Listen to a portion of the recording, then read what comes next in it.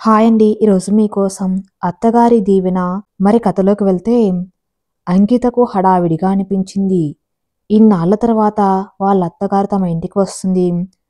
శ్యామలమ్మ గారికి 75 ఏళ్లు వచ్చాయి.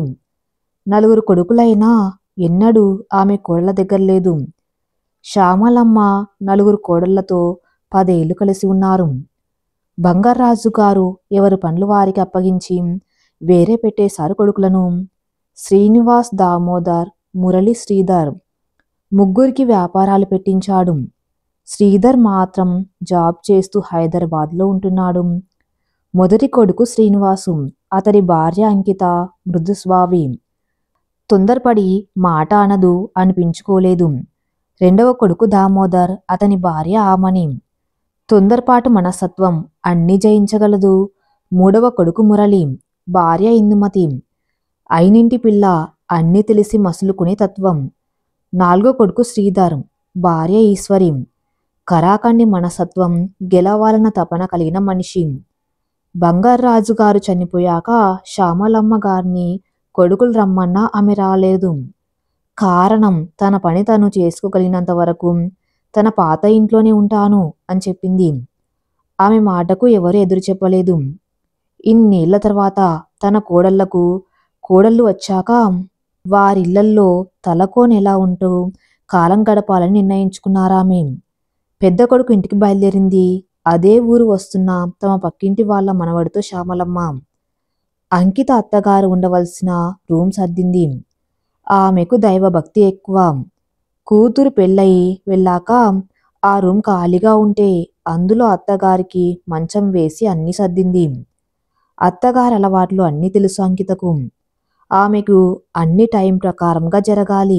ఉదయం 5 గంటలకు పూజ చేసుకుంటుంది. 7 గంటలకు టిఫిన్ రెడీగా ఉండాలి. 10 గంటలకు జావా. మామగారు కూడా అంతే, అన్ని కరెక్ట్గా ఉండాలాయనకు. అలానే చేసేవాళ్ళు. శ్యామల ఆ తర్వాత వచ్చిన కోడళ్ళు కూడా ఆ రోజుల్లో. కానీ కాలం మారింది. ఇప్పటి పిల్లలు 8 గంటలకు గాని నిద్రలేవటం లేదు. అన్నీ తనే చేయవలసి వస్తుంది. శ్రీనివాస్ గారిది తండ్రి పద్ధతి. ఆయనకు అన్ని టైం ప్రకారం జరగాలి. అందుకే అంకిత ఉదయాన్నే లేచి అన్నీ సమయానుకూలంగా అమర్చుతూ ఉంటుంది. అత్తగారి పట్ల ఆమెకు ఉన్న గౌరవం ఆమెను అన్నీ ఆలోచింపజేస్తుంది. అత్తగారిని చూడగానే ఎందుకో కళ్ళు చెమర్చాయి అంకితకు. పచ్చని రంగులో మగ్గిన మామిడి పండులా ఉన్నారామె. ఎంతో శుభ్రం ఆమెకు. అత్తగారి పాదాలకు నమస్కరించుకుంది అంకిత. అంకిత, ఎలా ఉన్నారమ్మా అంటూ కూర్చుందామె. కుశల ప్రశ్నలన్నీ అయ్యాక, పిల్లలేరి? చైతన్యవాడి భార్య శ్రావ్య, అబ్బాయి షాప్కి వెళ్ళిపోయాడు అంటున్న అత్తగారి మాటలకు, మీరు వస్తున్నారని ఏవేవో తెలియని మా అమ్మకి ఇష్టమైనవి అనుకుంటూ వెళ్ళారు మీ అబ్బాయి అని నవ్వింది అంకిత. చైతు గది తలుపు కొట్టింది అంకిత. ఏంటమ్మా అంటూ బయటికి వచ్చిన మనవణ్ణి చూసి మురిసిపోయింది శ్యామలమ్మ. ఎంత అందగాడు తాతలాగా అని. నానమ్మ అంటూ దగ్గరికి వచ్చాడు చైతు. ఆగరా, స్నానం చేసిరా అన్నది నవ్వుతూ శ్యామలమ్మ. అత్తగారి విషయం తెలుసు నవ్వుకుంది అంకిత. నవ్వుకుంటూ లోపలికి వెళ్ళిపోయాడు చైతు. శ్యామలమ్మ గారికి ఆమె భర్త బంగార్రాజు గారు చెప్పిన మాటలు గుర్తుకు వచ్చాయి. నీ బిడ్డల ఇళ్లకు వెళ్ళినప్పుడు అక్కడి పరిస్థితులు అర్థం చేసుకో. అంతే, ప్రశ్నించేది మాత్రం నీకు లేదని గ్రహించు అని చెప్పారు. శ్యామలమ్మ గారు అదే ఆచరించాలనుకుంటుంది. శ్యామలమ్మ గారికి తనకిచ్చిన గది వాతావరణం బాగా నచ్చాయి. అవును, కోడలు చాలా పరిశుభ్రంగా ఉంటుంది. ఎక్కడివి ఎక్కడ అమరుస్తుంది. దేవుడి పటాలు, సామాన్లు, ఎత్తుపీట అన్నీ అమర్చింది. తనకే లోటు లేదు. ఒక పక్కనే అలమరలో కొబ్బరి నూనె దువ్వెన, వాడుకునే సబ్బు, టూత్పేస్టు, కావలసినవన్నీ ఒక పక్కగా పెట్టింది. కిటికీలో నుండి బయటకు చూస్తే అన్ని చెట్లు అందంగా కనిపిస్తున్నాయి. రోజు ఈ టైంకి రామకోట రాసుకుంటుంది. అత్తగారికి రాగి జావ తీసుకొచ్చి ఇచ్చింది అంకిత. అమ్మా అంకిత, నీ పనులు చూసుకో తల్లి. ప్రత్యేకంగా నాకు ఏమి చేయవద్దు. మీరు తినేవే చేసిపెట్టు. కాస్త కారాలు, ఉప్పులు తగ్గించు అంతే. శ్రమ పెంచుకోవద్దు అని చెప్పింది. నాకేం పని అత్తయ్య, మీకేం కావాలని అడగండి అని నవ్వుతూ వెళ్ళింది అంకిత. ఇంతలో శ్రీనివాస్ వచ్చి శ్యామలమ్మ గారి దగ్గర కూర్చున్నాడు. తల్లితో ఆనందంగా కాసేపు మాట్లాడాడు. అమ్మ, నేరేడు పళ్ళు అంటే నీకు ఇష్టం కదా, ఇక్కడ బాగా దొరుకుతాయి అంటూ తల్లికిచ్చాడు. ఇదిగో బాదం పప్పులు, కిస్మిసు, ఇవి అమ్మకు నానబెట్టి ఇస్తూ ఉండు అని చెప్పాడు భార్యకు. అమ్మ, నాకు చాలా వర్క్ ఉంది అంటూ ఫ్రెష్ అవ్వటానికి వెళ్ళిపోయాడు శ్రీనివాసు. చైతన్యకు 2 పిల్లలు, 2 స్కూల్కి వెళ్ళిపోతున్నారు. శ్రావ్య బయటకు వచ్చినట్టు కూడా కనపడలేదు. కోడలు కూరగాయలు తరుగుతుంటే, ఆ కూరగాయలు ఇటివ్వమ్మా, నేను తరిగిస్తాను అంటూ తీసుకున్నారు శ్యామలమ్మ గారు. మనవడికి మనవరాలికి స్నానాలు చేయించేసింది అంకిత. తన కొడుకు టయానికి షాప్కి వెళ్ళిపోతారు. భర్త వెళ్లే వరకు అంకిత చెమటలు కక్కుతూ పరిగెడుతూ ఉంటుంది. పెద్ద కొడుకు పద్ధతులన్నీ తండ్రి పద్ధతులు. అన్ని టయానికి జరిగిపోవాలి, శుభ్రంగా ఉండాలి. భర్తకి టిఫిన్ పెట్టి కాఫీ ఇచ్చేసింది అంకిత. వేడి వేడి కాఫీ అత్తగారికి తీసుకువచ్చి ఇచ్చింది. ఆశ్చర్యంగా అలానే చూస్తూ ఉన్నారు శ్యామలమ్మ గారు. ఆ రోజుల్లో అందరం తనకో పని అందుకుని చేసేవాళ్ళం.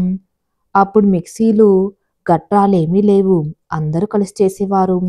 కాబట్టి ఒకరి మీదే శ్రమ పడేది కాదు. పిల్లలకు చకచక టిఫిన్ తినిపించింది అంకిత.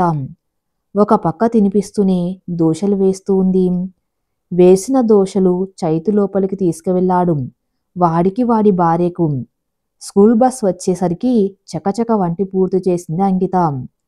చిన్నీకి బంగాళదుంపలు వేసి వండితే అన్నం ఇష్టం అత్తయ్య అంటూ అంకిత అత్తగారి కట్ చేసిన బంగాళదుంపలు తీసుకువెళ్తూ ఒక చిన్న రైస్ కుక్కర్లో మనవరాలికి విడిగా వండింది. బన్నుకి పులుసు కూరలు ఇష్టమని మనవడికి ఒక ములక్కాడ 2 టమోటాలు వేసి పులుసు పెట్టింది. ఇద్దరికి క్యారేజీలు కట్టేసి వారి స్కూల్ బ్యాగ్స్ ఎక్కడి పుస్తకాలు అక్కడ పడేసి ఉంటే అన్నీ సర్ది బ్యాగ్లో పెట్టేసి గబాగబా వారి చేతులకిచ్చింది. వాళ్ళని రెడీ చేస్తున్నప్పుడు ఒక మిషన్లా చేస్తుంది కోడలు అని అనుకున్నారు శ్యామలమ్మ గారు. పిల్లలు అటు వెళ్ళడమే శుభ్రంగా రెడయ్యి భార్యని తీసుకుని మార్నింగ్ షో సినిమాకి వెళ్ళిపోయాడు చైతు. నిట్టూర్చింది శ్యామలమ్మ. అటు తన కొడుకు చాకిర్ని వాడి కొడుకు పంచుకోవటం లేదు, ఇటు తన కోడలు చాకిర్ని ఆమె కోడలు పంచుకోవటం లేదు. ఏంటో ఈ లోకం, వారి సుఖపడ్డమే తెలుసుకున్నారు గాని తమని సుఖపెట్టే కన్నా తల్లిదండ్రులను సుఖపెట్టాలనుకోవటం లేదు. అంకిత, కోడలికి కూడా పని చెప్పవచ్చు కదమ్మా అన్నారు శ్యామలమ్మ గారు. మనం చెప్పేలోపే వాడు మనల్ని అడ్డుకుంటాడత్తయ్యా. మొదట్లో చెప్పి చూసి కొన్ని గొడవలయ్యి మీ అబ్బాయి గారితో పడలేక మెదలకుండా ఉండిపోయాను. ఇంట్లో అరుచుకున్నా ఇల్లు శుభ్రంగా లేకపోయినా నన్నంటారాయన. పిల్లల జోలికి అస్సలు వెళ్ళరు, వాళ్ళ ముందు కూడా నన్నే కేకలు వేస్తారు. అందుకే నేనేం చేయలేకపోతున్నాను అంటూ బాధపడింది అంకిత. ఈ మాటలు మీకు చెప్పానని తెలిసినా కూడా ఊరుకోరాయన. ఆ అమ్మాయిని చేసుకుంటాను అని కొడుకు అడిగినప్పుడు ఆయన వద్దు అన్నారు. నేనే సమర్థించి మాట్లాడాను. అందుకే మీ అబ్బాయి కోపం.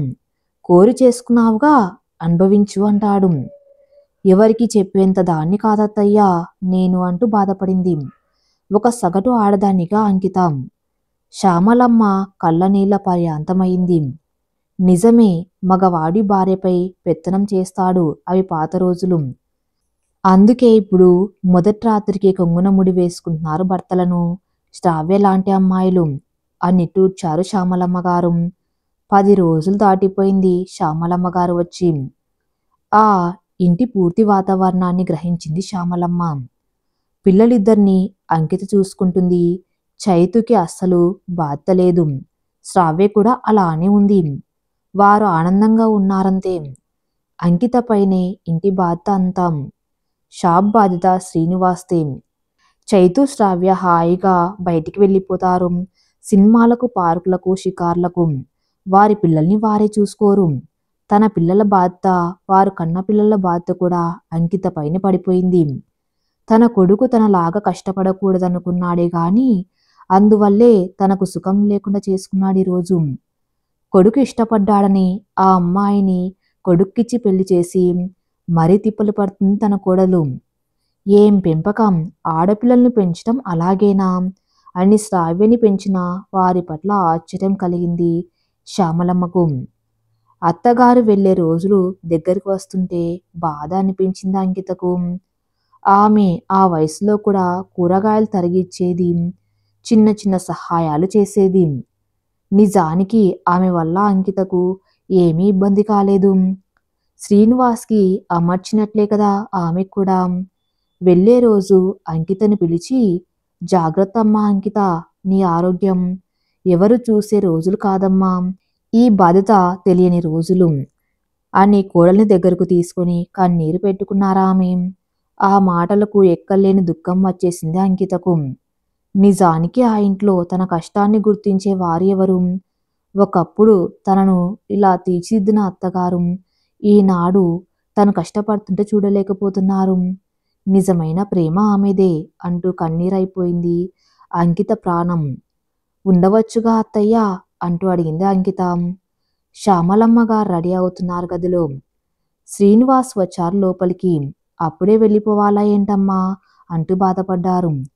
శ్రీను, ఒక మాట చెప్తాను వినురా.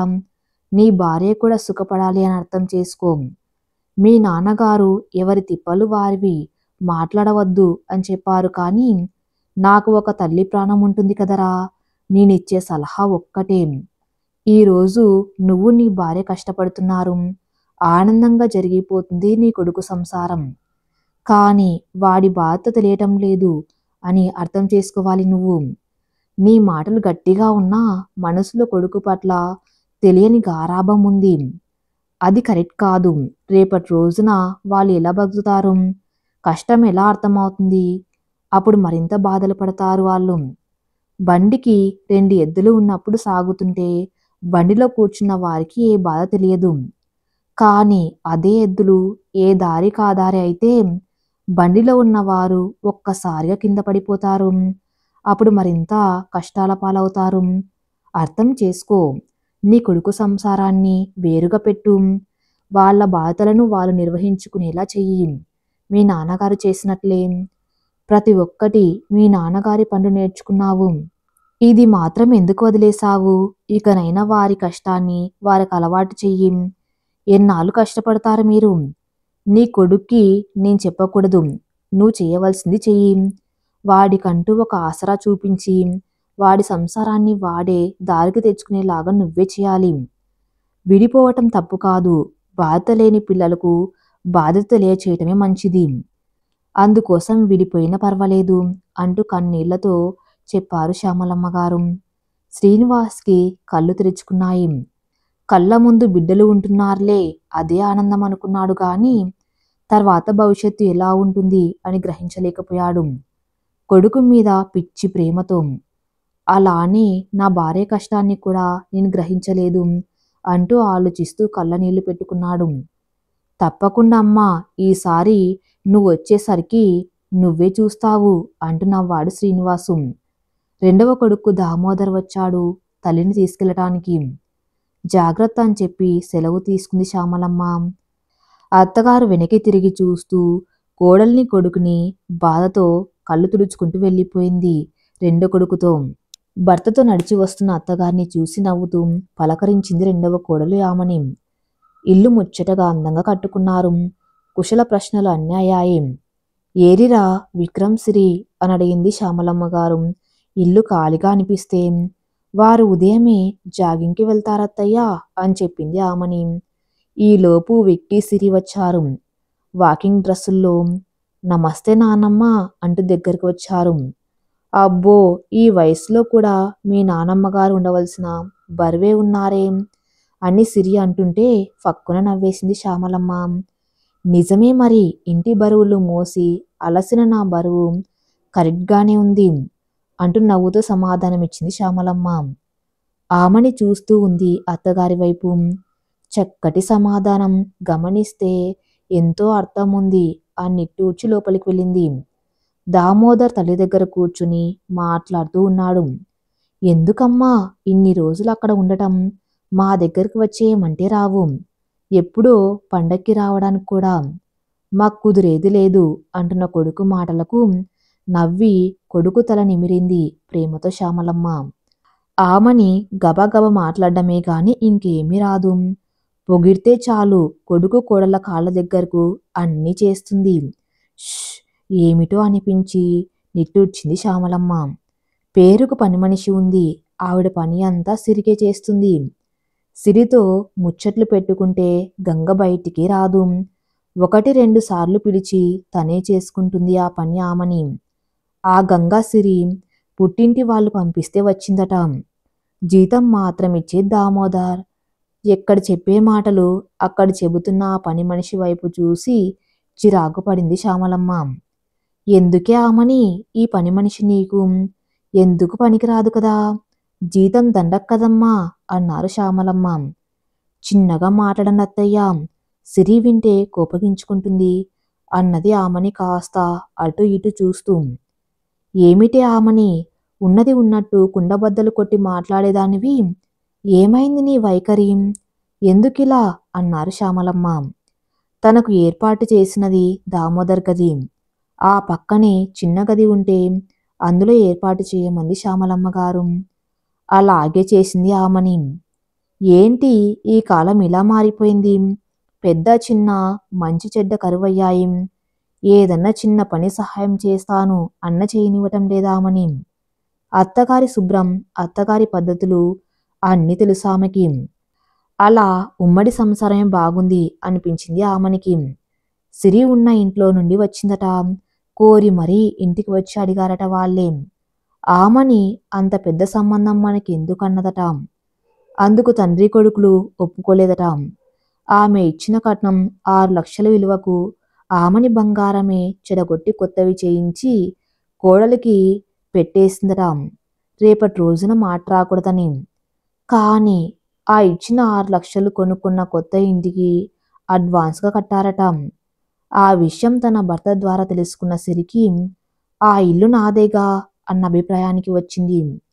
ప్రతి నెల లోన్ మామగారు కడుతున్నారన్న ఆలోచన లేదు ఆమెకు.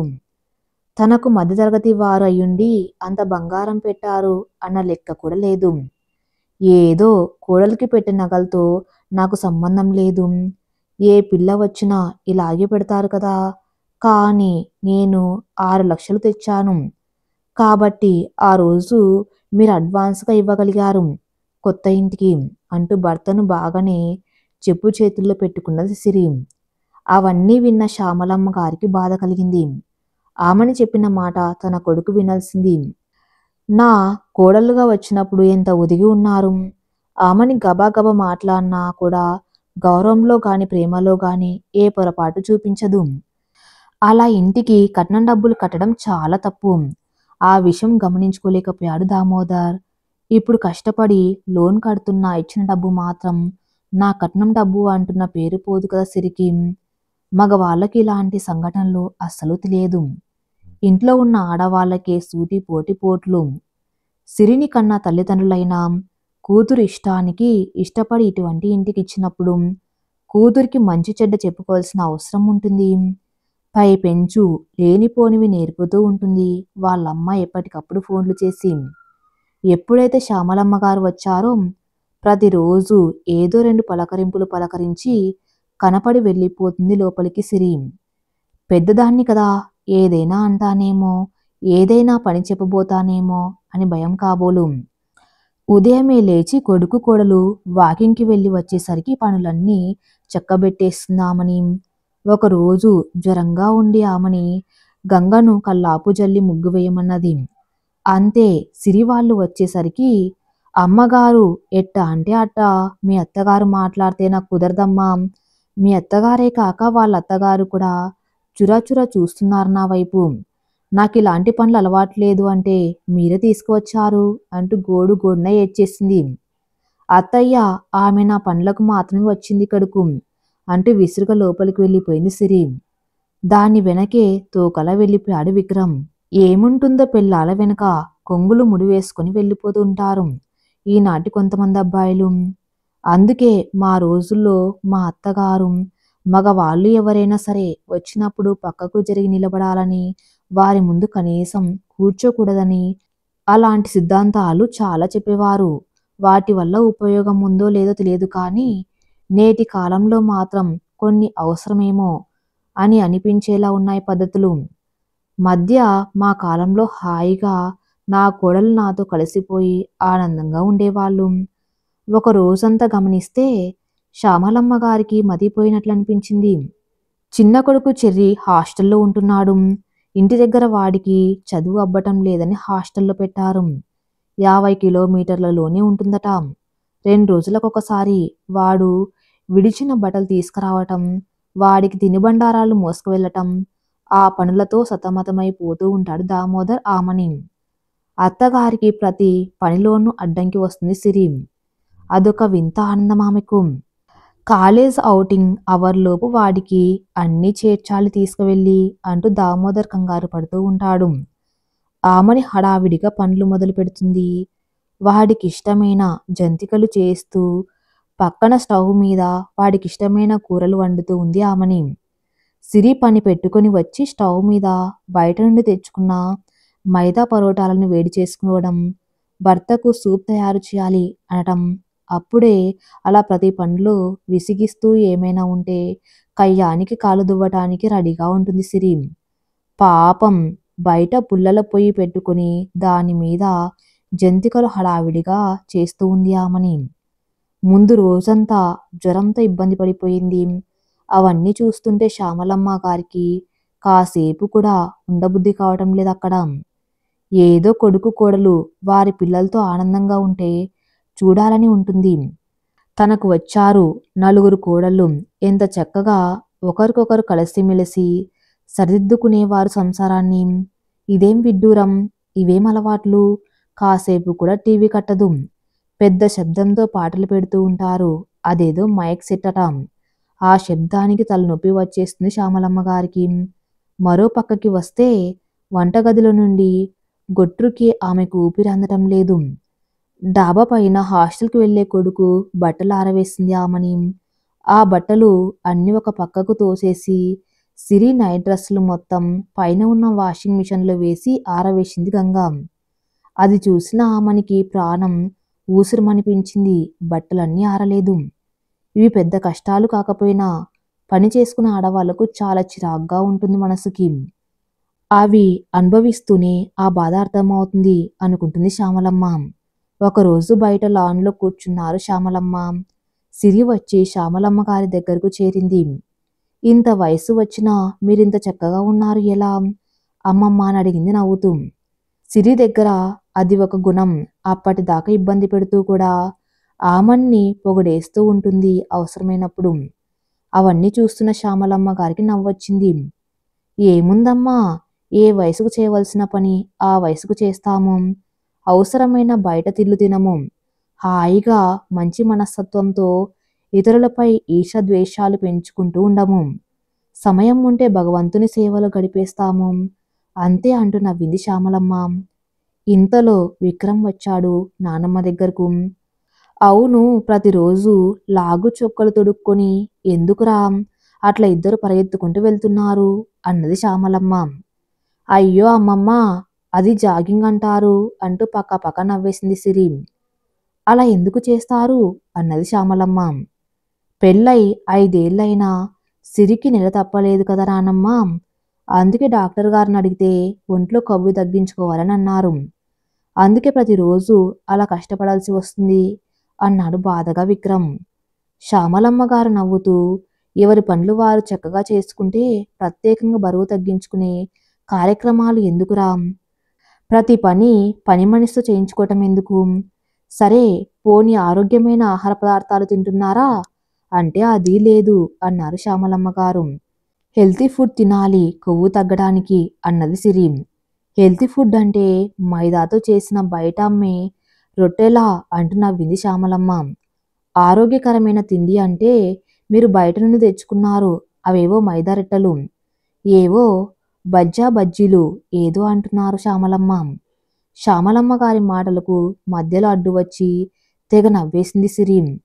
బజ్జీలు కాదమ్మమ్మా, పిజ్జాలు బర్గర్లు అని నవ్వింది సిరి. అవన్నీ నాకు చిన్నప్పటి నుంచి కొద్దిగా అలవాటమ్మమ్మా. ఖరీదైన తిల్లు తినటం మొదటి నుండి అలవాటన్నది, నవ్వుతూ సిరి గర్వంగా. ఖరీదైన తిండిలో ఆరోగ్యం లేదు సిరి. అమ్మమ్మ అంటున్నావు కాబట్టి చెబుతున్నాను. చక్కగా మీ పనులు మీరు చేసుకోండి. ఆరోగ్యవంతమైన కాయగూరలు, పండ్లు తినండి. ప్రధాన్యంతో రొట్టెలు కాల్చుకొని తినండి. ఆకుకూరలు, నిమ్మ, నారింజ ఇటువంటి ఆహారం ఎక్కువగా తీసుకోండి. ఎప్పటికప్పుడు మంచినీళ్ళు తాగుతూ ఉండండి. సీజన్గా వచ్చే ప్రతి పండ్లు తినండి. శుభ్రంగా ఉండండి. మైదా ముద్దలు తిని వ్యాయామాలు చేసే కుస్తీలు అవి అక్కర్లేదు అంటూ నవ్వేశారు శ్యామలమ్మ. ఇది వరకు రోజుల్లో అయితే పెళ్లి అవడమే 3 నెలల్లోపు గర్భిణీ వచ్చేది. అప్పటి పద్ధతులు చాలా చక్కగా ఉండేవి అని చెబితే పాతకాలం రోజులని నవ్వి తీసి పారేస్తారు. ఏదో ఆ చిన్న టీవీ ఒడిలో పెట్టుకొని ఎంతసేపు వర్క్ చేస్తూ ఉంటావు నువ్వు అంటూ మనవణ్ణి అన్నది శ్యామలమ్మ. అది ల్యాప్టాప్ నానమ్మ అంటున్నవాడు విక్రమ్. ఏదో ఒక టాపు అవి అలా పట్టుకొని 24 గంటలు కూర్చోవడం, చక్కగా భోజనం చేయకుండా పిచ్చి పిచ్చి తిళ్ళన్నీ అక్కడే తినేయటం, శుభ్రం లేదు, చేతులు కడుక్కోరు, పని మనుషులతో పని చేయించుకోవటం కూడా అనవసరమే ఈ రోజుల్లో. మీ గొప్ప వాళ్ళ అలవాట్లు అవైతే అవ్వచ్చు సిరి, కానీ కొంత నష్టం కూడా ఉంది. గ్రహించుకో. ప్రతిదీ వాళ్ళ చేతులతో తీసుకొని తింటున్నావు నువ్వు. వాళ్ళు ఎంత శుభ్రంగా ఉంటున్నారో గ్రహించుకోవాలి కదా. మొన్నటికి మొన్న ఆ అమ్మాయి తుమ్ముతూ నీకు మంచినీళ్ళిచ్చింది. నా మట్టుకు నేను ఆ నీళ్లు పారబోయమంటే ఆ అమ్మాయికి చాలా కోపం వచ్చింది. అత్త కోడళ్ళు అదేదో గ్రహంతవాసులు కాదమ్మా, మన భర్తకు అమ్మ. అందుకే అత్త కూతురు కొడుకు కన్నా గొప్పగా ఉండవలసిన పాత్ర కోడలు. మీరు ఒకరి మీద ఒకరి ప్రేమగా ఉండాలి. మధ్యన చెప్పుడు మాటలు వినకూడదు. నేనేమైనా మాట్లాడితే తప్పుగా అనిపిస్తే వదిలేయండి. ఇంకొక 4 రోజుల్లో వెళ్ళిపోతున్నాను అని చెప్పారు శ్యామలమ్మ గారు కళ్ళ నీళ్లతో. తల్లిదండ్రులను ఎలా చూడాలో కూడా తెలుసుకోవాలి విక్రమ్. వారి కష్టాన్ని కనిపెట్టుకోవాలి నువ్వు. నువ్వు సరిగ్గా ఉంటే నీ వెనుక వచ్చే అమ్మాయి కూడా సరిగ్గా ఉంటుంది. పద్ధతులు మార్చుకుంటే ఆనందం మిగులుతుంది. పిల్లా పాపలతో ఇల్లు కలకల్లాడుతుంది. ప్రతిరోజు కాస్త 4 తులసి ఆకులు నమిలి మంచినీళ్లు తాగమ్మా అంటూ సిరి చెయ్యి పట్టుకుని చెప్పారు శ్యామలమ్మ. చక్కగా గోరువెచ్చని నీళ్ళలో నిమ్మరసం వేసుకొని తేనె కలుపుకొని తాగు. అవి ఎంతో మంచిది. మనం ఎంత వ్యాయామం చేసినాం అంతకు మించిన కొవ్వుని మళ్ళీ మనమే పంపుతున్నాము లోపలికి. అది తూకం పెరిగిపోతుంది కదా. మరి లాభం ఏముంది? 3 ఏళ్ల నుండి ఇలాగే చేస్తున్నారు. లాభం కనిపించిందా? పెద్దలను కూడా గౌరవించండి. వారి మనస్సుని బాధ పెట్టకండి. పెద్దల దీవెనలు జీవితానికి వెలుగులు అర్థం చేసుకోండి అంటూ లోపలికి వెళ్ళిపోయారు శ్యామలమ్మ. విక్రమ్, సిరి ఒకరినొకరు చూసుకున్నారు. నానమ్మ మాటలు మాత్రం బాగా అర్థమయ్యాయి విక్రమ్కు. ఆ మరుసటి రోజు నుంచి వారి కార్యక్రమాల్లో మార్పు వచ్చింది. ఆ రోజు రాత్రి దామోదర్ దగ్గర కూర్చుంది శ్యామలమ్మ. బ్యాంకు పుస్తకం తీసి చెక్కు రాసింది 6 లక్షలకు. ఈ డబ్బు మీ కోడలికి ఇచ్చేసేయి. వారు మిమ్మల్ని గౌరవించేలా చేసుకోండి. ఆమెని ఇబ్బంది పడుతుంది గ్రహించు. బయటకు వెళ్ళిపోయి రాత్రికి వచ్చి పడుకునే నీకు తెలియదు ఇంట్లో ఇల్లాలు పడే బాధలు. నా కోడలుగా ఆమెని చక్కగా నేర్పుగా ఉండేది. అత్తగారుగా అమాయకంగా అయిపోయింది ఇప్పుడు. ఆ పరిస్థితులకు కారణం ఈ చెక్కు. గుర్తుపెట్టుకో. విలువలను కాపాడుకోండి. ప్రేమతో జీవించండి. కుదరకపోతే ఇల్లు వాళ్ళకే వదిలేసి మీరు వేరుగా వెళ్ళండి. అప్పుడు మీకు పనికి వస్తాయి డబ్బులు అంటూ చెప్పారు శ్యామలమ్మ గారు. దామోదర్ తల్లి చెయ్యి పట్టుకొని కళ్ళ నీళ్లు పెట్టుకున్నాడు. ఆమెను అత్తగారి దగ్గర కూర్చొని అలాగే బాధపడుతూ ఉంది. వద్దు ఆమెని. ఇంటి ఇల్లాలు లక్ష్మితో సమానం. ఆ ఇల్లాలి బాధ ఇంటికి మంచిది కాదు. అది అందరు తెలుసుకోవలసిన సత్యం. మీరు తెలివిగా ఉన్నారనుకున్నాను కానీ పొరబడ్డారు అంటూ కన్నీళ్లు పెట్టుకున్నారు శ్యామలమ్మ గారు. మురళి వస్తున్నాడు, నేను రేపు బయలుదేరుతాను అని చెప్పారు శ్యామలమ్మ గారు. అత్తయ్య ఉండవచ్చుగా అని అడిగింది కళ్ళ నీళ్లతో ఆమని. మరుసటి రోజు 3వ కొడుకు మురళితో బయలుదేరారు శ్యామలమ్మ గారు. మీ ఇద్దరి ఆరోగ్యం జాగ్రత్త అంటూ దామోదర్ ఆమని అంటూ వాళ్ళ చేతులు పట్టుకొని కళ్ళనీళ్లు పెట్టుకున్నారు శ్యామలమ్మ గారు. నానమ్మ, ఇక అన్నీ బాగుంటాయి, త్వరగా మీరు వచ్చినప్పుడు మీరే చూస్తారు అన్నాడు విక్రమ్ నవ్వుతూ. గంగ రాత్రి ట్రైన్కి వెళ్ళిపోయింది. అమ్మమ్మ, నిన్నానుగా, అత్తయ్యకు సాయంగా ఉంటాను అని నవ్వుతూ చెప్పింది సిరి. ఈ మార్పు నిలకడగా ఉంటే అదే సంతోషం అని చెప్పారు శ్యామలమ్మ.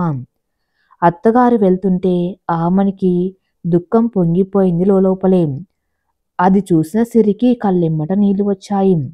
నిజం, ఏ బంధమైనా ప్రేమతో ముడివేసుకుంటే అలా కళ్ళల్లో ఆనంద బాష్పాలుగా, బాధతో వచ్చే కన్నీళ్లులా కనిపిస్తాయి మనకు. అదే నిలుపుకోవాలి ప్రతి ఒక్కరం అనిపించింది. కొడుకుల నలుగురి ఇల్లు 100 కిలోమీటర్ల లోపే అవడం వల్ల శ్యామలమ్మ గారికి ప్రయాణం సులువైంది. భర్తతో వస్తున్న అత్తగారిని చూసి, ఆరోగ్యం బాగుంటుందా అత్తయ్య అంటూ ఎదురు వచ్చి ప్రేమతో పలకరించింది ఇందుమతి. చిరునవ్వు నవ్వింది శ్యామలమ్మ. ఎక్కడికక్కడే పిల్లల్ని చూస్తుంటే ఆమెకు ప్రాణం లేచి వస్తున్నట్లవుతుంది. నిజంగానే చాలా రోజులైంది తన కొడుకుల్ని, కోడళ్ళని, మనవల్ని, మనవరాలను చూసుకొని. కుశల ప్రశ్నలు అయ్యాయి. హాల్లోనే ఉన్నారు శ్రీ, భార్గవి. నానమ్మ అంటూ దగ్గరికి వచ్చారు. ప్రేమించి పెళ్లి చేసుకున్నావట, ఏదిరా నీ భార్య అన్నారు శ్యామలమ్మ. లోపల రూంలో ఉంది నానమ్మ అని చెప్పాడు శ్రీ. శ్రీ భార్య రమ్యకు కాన్పయిందత్తయ్యా, అబ్బాయి పుట్టాడు అని ముచ్చటగా చెప్పింది ఇందుమతి. ఇంతలో కోడలు పిలిచేసరికి పరిగెత్తింది ఇందుమతి. నిజానికి ఇందు గారాబంగా పెరిగిన పిల్ల. తమ ఇంట్లో కాపురం చేయగలదా అనుకునేవాళ్ళు. ఆమె ఇప్పుడు ఇలా అన్ని బాధలు సక్రమంగా చేస్తుంది. నేను కాలేజీకి వెళ్తున్నానమ్మా అంటూ భార్గవ్ వెళ్ళింది. ఇందు అత్తగారికి టిఫిన్ పెట్టి లోపలికి వెళ్ళి కోడలు కావలసినవన్నీ చూసి, బాబుకి స్నానం చేయించి, మందులు వేసి, వాణ్ణి నిద్రపుచ్చి బయటకు వచ్చింది ఇందుమతి. చాలా ఆశ్చర్యంగా అనిపించింది శ్యామలమ్మ గారికి. ఆ రోజుల్లో పుట్టింట్లో పురుడు పోసుకోవాలి, మొదటి కాన్పు తప్పనిసరిగా పుట్టింట్లోనే జరగాలంటారు పెద్దలు. అది తల్లి బిడ్డలకు ఇద్దరకు మంచిదే, తప్పనప్పుడు తప్పనిసరి. నిజమే మరి. తల్లి చూసినట్లు అలాంటి విషయాలు ఎవరూ చూడలేదు. ఒకవేళ చూసినా వాళ్ళు తల్లి కాలేరు. ఏమిటో ఇందుమతి అంటూ ఆలోచిస్తూ ఉన్నారు శ్యామలమ్మ. ఆశ్చర్యంగా చూస్తున్న అత్తగారి వైపు చూసి అప్పటిదాకా తన గుండెల్లో దాచుకున్న విషయాలన్నీ చెప్పింది ఇందుమతి. జాబ్ చేసే చోట ఇద్దరు కలుసుకున్నారత్తయ్య. కులానికి, అంతస్తుకి మనకు తగిన వాళ్ళు కారు రమ్య ఫ్యామిలీ. పైగా మనకి ఒక ఆడపిల్ల ఉంది. అలాంటివి కుదరదు అని చెప్పాను, వినిపించుకోలేదు శ్రీ. అప్పటికప్పుడే నిద్రమాతలు తెచ్చుకున్నాడు మింగటానికి. వాడు మా కళ్ళ ముందే అలా భయపెట్టేలా ప్రవర్తించాడు. అదృష్టం ఆ టైంలో భార్గవి టూర్లో ఉంది, లేకుంటే అదొక పరిస్థితి. కళ్ళనీళ్లు వస్తూనే ఉన్నాయి ఇందుమతికి. ఇందుమతి, మురళి ఇద్దరు కూడా మాట్లాడుకొని ఏమీ చెప్పలేకపోయాడు కొడుక్కి. పెళ్లి చేస్తే సరే, లేకుంటే చస్తాను అని కళ్ళ ముందే చేస్తున్న కొడుకు పనులను చూస్తూ ఏ తల్లిదండ్రులైనా ఏం చేయగలరు? ఒకరికి మాటలు బాగానే చెప్తాము, కానీ అదే సిచ్యువేషన్లో ఉంటే మాత్రం అది చాలా నరకం. తల్లిదండ్రులకు ఎన్నో కోరికలు ఉంటాయి, తమ బిడ్డకు సరైన జోడిని తెచ్చి చేయాలని. ఎంత నచ్చ చెప్పినా వినలేదు శ్రీ. పెద్దనాన్నలకు ఎవరికైనా చెబుతామంటే పొరపాటున కూడా వద్దు అన్నాడు. అలా వాడు బెదిరిస్తూ ఉంటే మనం ఏం చేయగలం అత్తయ్యా? నిజమే, ఆ ఏజ్లో పిల్లల జోలికి వెళ్ళకూడదు. కానీ అంత క్లారిటీ వచ్చిన వయసు వచ్చాక కూడా వాడలా ప్రవర్తించడం ఆశ్చర్యం అన్నారు శ్యామలమ్మ గారు. సరే అన్నారిక మురళి, ఇందుమతి. వాళ్ళ ఇంట్లో ఒప్పుకోవటం లేదట పెళ్లికి. ఒకరోజు ఆ అమ్మాయిని వెంట పెట్టుకొని ఇంటికి తీసుకువచ్చేశాడు, ఆ అమ్మాయి కట్టుబట్టలతో. మరింత చిత్రం కలిగింది. ఆడపిల్లని తీసుకుని వెళ్తుంటే కూడా పట్టించుకోరా తల్లిదండ్రులు అన్నది ఇందుమతి ఆశ్చర్యపోతూ అత్తగారితో. ఇదంతా ఒక నాటకం ఇందుమతి, అర్థం కావటం లేదా? కుర్రోడు చక్కగా ఉన్నాడు, ఆస్తిపరుడు. ఇటువంటి సంబంధం బయట తెచ్చినా చెయ్యలేరు వారి కుటుంబాలలో. అందుకే నాకు తెలిసి ఇదంతా తల్లి పిల్లల నాటకమేమో. మన వాణ్ణి బుట్టలో వేసుకొని తమ పని తాము చక్కబెట్టుకున్నారు అని అనిపిస్తుంది అని అన్నది శ్యామలమ్మ గారు. ఎంతో అనుభవం ఉంది అత్తగారికి, ఎన్నో చూస్తుంటారు ఇటువంటివి. అనుకుని మౌనంగా ఉండిపోయింది ఇందుమతి. తర్వాత ఏం జరిగింది అన్నారు శ్యామలమ్మ. ఎటు కాకుండా అర్ధరాత్రి అమ్మాయిని మన ఇంటికి తెస్తే మన ఇంట్లో ఒక అమ్మాయి ఉంది, అదొక భయం. దానికి పెళ్ళి ఎలా చేస్తాము అన్న బెంగతో తప్పనిసరి పరిస్థితుల్లో పెళ్లికి ఒప్పేసుకున్నామంటూ అప్పటిదాకా దాచుకున్న దుఃఖాన్ని బయటకు వెళ్ళగక్కింది ఇందుమతి. సిగ్గు విడిచి మేమే పిల్లలతో కబురు పంపినా కూడా రాలేదు అన్నది మరింత ఆశ్చర్యంగా ఇందుమతి. ఇంత చక్కటి కుటుంబం ఎక్కడ దొరుకుతుంది వాళ్ళకి? మన వాణ్ణి బాగానే బోల్త కొట్టించాడు మొత్తానికి అని బాధపడ్డారు శ్యామలమ్మ గారు. తెలిసి అన్నా తెలియకన్నా అత్తగారు అన్నా ఆ మాట మాత్రం నిజమే అనిపించింది ఇందుమతికి. ఎందుకంటే వాళ్ళు కూలీనాలి చేసుకుని బతికేవాళ్ళు. కష్టపడి స్కాలర్షిప్తో అమ్మాయిని చదివించి ఉద్యోగస్తురాల్ని చేశారు. ఆఫీసులో వెళ్ళిన మొదటి రోజే రమ్య పరిచయం అయింది శ్రీకి. మంచి చెడ్డ అన్నీ తెలుసుకొని పక్కా ప్లాన్తో నిజంగానే రమ్య శ్రీని పెళ్లికి ఒప్పుకునేలా చేసింది. మామూలు వాళ్ళు కాదు అంటూ నిట్టూర్చారు శ్యామలమ్మ. ఇంకేం చేస్తాం, మేమే దగ్గరుండి పెళ్లి చేశామత్తయ్యా. పిల్లల ఇష్టం కన్నా మరేది ఎక్కువ కాదు కదా అన్నది ఇందుమతి బాధగా. అందుకని ఆ పెళ్లికి ఎవరిని పిలవలేకపోయామత్తయ్యా అంటూ కళ్ళ నీళ్లు పెట్టుకుంది ఇందుమతి. ఇదే ఊరు, రమ్య వాళ్ళ అమ్మ వాళ్ళది, కనీసం కూతురికి కాన్పైన రాలేదు అని ఆశ్చర్యంగా చెప్పింది ఇందుమతి. పెళ్ళయ్యాక ఒక్కసారి వచ్చి పరిచయాలు చేసుకుని వెళ్లారంతే. మధ్య మధ్యలో బయటికి వెళ్ళినప్పుడు కలుస్తూ ఉంటారట వాళ్ళు అమ్మ వాళ్ళతో. తర్వాత వెంటనే నెల తప్పటం, హాస్పిటల్ చుట్టూ తిరిగామత్తయ్య, బెడ్ రెస్ట్ అని చెప్పారు. అప్పటి నుండి ఇప్పటి వరకు ఇదిగో ఇలా పండ్లతోనే సరిపోతుంది నాకు అంటూ నవ్వలేక నవ్వింది ఇందుమతి. టిఫిన్ తిందామని నోట్లో పెట్టుకోబోతుంది ఇందుమతి. ఇంతలో బాబు లేచి ఏడ్చాడు. చెయ్యి కడుక్కొని పరిగెత్తింది ఇందుమతి. ఏమిటో ఇదంతా, ప్రేమ ఉన్న వాళ్ళు పిచ్చి వాళ్ళ కింద కనపడతారు, ఎదుటి వాళ్ళకి అంతా అయోమయంగా అయిపోయింది నా కోడలు అనుకొని బాధపడ్డారు శ్యామలమ్మ. మనవన్ని బయటకు తీసుకుని వచ్చింది ఇందుమతి. మీ అబ్బాయి అప్పటినుంచి వాడి విషయంలో మౌనం అయిపోయాడు. పిల్లవాణ్ణి కూడా ఎత్తుకోరు అసలు అని చెప్పింది ఇందుమతి బాధగా. ముచ్చటగా ఉన్నాడు పిల్లవాడు అని మురిసిపోయింది. అంతేలే అనుకుంది శ్యామలమ్మ. ఇది వరకు రోజుల్లో సాంప్రదాయాలు, కులాలు, మతాలు అనేవి పెద్ద అడ్డుగోడలు అని చెప్పుకున్నా కొంత కట్టడి అనేది ఉండేది, పిల్లల్లో భయం ఉండేది. ఇలాంటి పరిస్థితులు ఉంటాయేమో అని అప్పటి పెద్దవాళ్ళు అంత ఖచ్చితంగా ఉండేవాళ్ళు. ఒకంత ఆశ్చర్యానికి లోనైంది శ్యామలమ్మ. 24 గంటలు పనే పని ఇందుమతికి. మధ్య మధ్యలో అంటూ ఉంటుంది ఇందుమతి, అసలు మనవన్ని వచ్చి చూసుకోరా అత్తయ్య అంటూ ఆశ్చర్యపోయింది. వాళ్ళు వచ్చి ఎందుకు చూస్తారే, కూతురు కన్నా ఎక్కువగా చూసుకునే అత్తగారివి నువ్వు ఉన్నావు కదా, ఇంకేం బాధ అంటూ నవ్వారు శ్యామలమ్మ.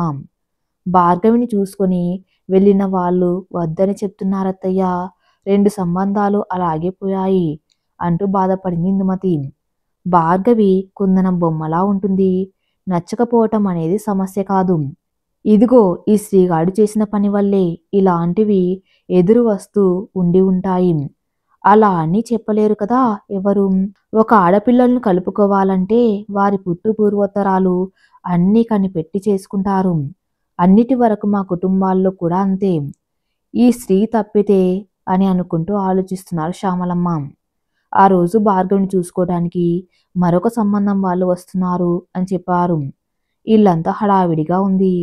చక్కటి సంబంధం కుదిరితే బాగుండత్తయ్యా అంటూ బాధపడుతూ ఉంది ఇందుమతి. పెళ్లి చూపులకు వచ్చిన వాళ్ళకి భార్గవి బాగా నచ్చినట్టు వాళ్ళ ముఖాల్లో ఆనందం చూసి అనుకుంది ఇందుమతి. శ్యామలమ్మ గారు మనం అలా అని కనిపెట్టలేమిందు, వారు కబురు పంపితే మనకు తెలుస్తుంది అన్నారు. ఆమె రామకోటి రాసుకుంటూ ఉన్నారు లోపల గదిలో కూర్చొని. రామకోటి రాసేటప్పుడు వేరొక వస్త్రం కట్టుకొని వస్తారామె. మరుసటి రోజు కబురు పంపారు పెళ్లివాళ్ళు. జాతకాలు చూపించాం అబ్బాయికి అమ్మాయికి, కుదరదని చెప్పారట. అదేమిటండి, వారిద్దరి జాతకాలు కుదిరాయన్నారుగా మన పంతులు గారు అన్నది ఇందుమతి బాధగా. సరేలే, మనకు వచ్చేవాడు వస్తాడు, ఆ అబ్బాయి వచ్చే వరకు ఇలా జరుగుతూ ఉంటాయి. భగవంతుడి ముందే 2 బొమ్మలను చేస్తారట. అక్కడ ఒకటి ఇక్కడ ఒకటి ఉంచి ఆట ఆడుతూ చూస్తూ ఉంటారట శివపార్వతులు. అదే నీ కోడలు వచ్చినట్టుగానే అంటూ నవ్వేశారు శ్యామలమ్మ. రమ్యని చూసి ఆ అమ్మాయి తెలివితేటలు చూసి ఆశ్చర్యపోయింది శ్యామలమ్మ గారు. ఏ మాత్రం జంకు గొంకు లేకుండా హాయిగా అత్తగారు కష్టపడుతుందన్న బాధ కూడా లేకుండా బిడ్డను కాసేపు కూడా దగ్గర పడుకోబెట్టకుండా వేషాలు వేస్తూ ఉంది. చూస్తున్న ప్రతీదీ కళ్ళకు కట్టినట్టు అర్థమైపోతున్నాయి శ్యామలమ్మ గారికి. మరీ ఆమె అనుభవంలో ఎంతో మందిని చూసి ఉంటారు. కొడుక్కి నచ్చినట్టు లేదు, మనవుణ్ణి ఎత్తుకున్నట్లు కనిపించలేదు శ్యామలమ్మ గారికి. పెళ్ళి అనేది చేశావు కదా, ఇక ఎందుకు లేనిపోని పంతాలు, హాయిగా ఒకరికొకరు కలిసిపోండి, చేసేదేముంది, ముందుగానే ఉండాలి జాగ్రత్తలు. లేము, ఇలా జరిగిందిక తప్పదు. జరగని వాటి గురించి బాధపడి సుఖం లేదు, జరిగే వాటిని జాగ్రత్తగా శ్రద్ధగా చూసుకోవటం మంచిది ఎవరైనా అని చెప్పారు శ్యామలమ్మ గారు. నిజమే అనిపించింది మురళికి. అప్పటి నుండి మనవన్ని ఎత్తుకోసాగాడు. అరే మురళి, మీ పెద్దనాన్నగారు అమ్మాయి పద్మకి ఒక్కడే కొడుకు. అబ్బాయి బాగుంటాడు, ఉద్యోగం చేస్తున్నాడు, ఆస్తిపాస్తులు బాగా ఉన్నాయి. అమ్మాయికి ఈడు జోడుగా ఉంటాడు. నీకిష్టమైతే ఒకసారి వాళ్లకు చెప్తాను, వారికిష్టమైతే కలుపుకోవచ్చు సంబంధం అన్నారు శ్యామలమ్మ గారు నవ్వుతూ. కొడుకుతో పద్మావతికి ఫోన్ చేయించింది శ్యామల గారు. మాటలు బాగానే కలిసి అందరికీ శ్యామలమ్మ గారి మాట అంటే వేదవాక్కు వాళ్ళకి. ఇంకేముంది, పెళ్లి చూపులు ఫార్మాలిటీకి జరిగాయి. కానీ లగ్నం మాత్రం 10 రోజుల్లోనే వచ్చేసింది. ఇలా అన్నీ తెలిసి చేసుకుని వాళ్ళు అయితే రేపు అమ్మాయికి ఇబ్బంది ఉండదు. బయట వాళ్ళైతే ఏదో ఒక విషయంలో దెప్పుతారు. మీ అన్న ఇట్లా అట్లా అని అంటారు అని చెప్పారు శ్యామలమ్మ గారు.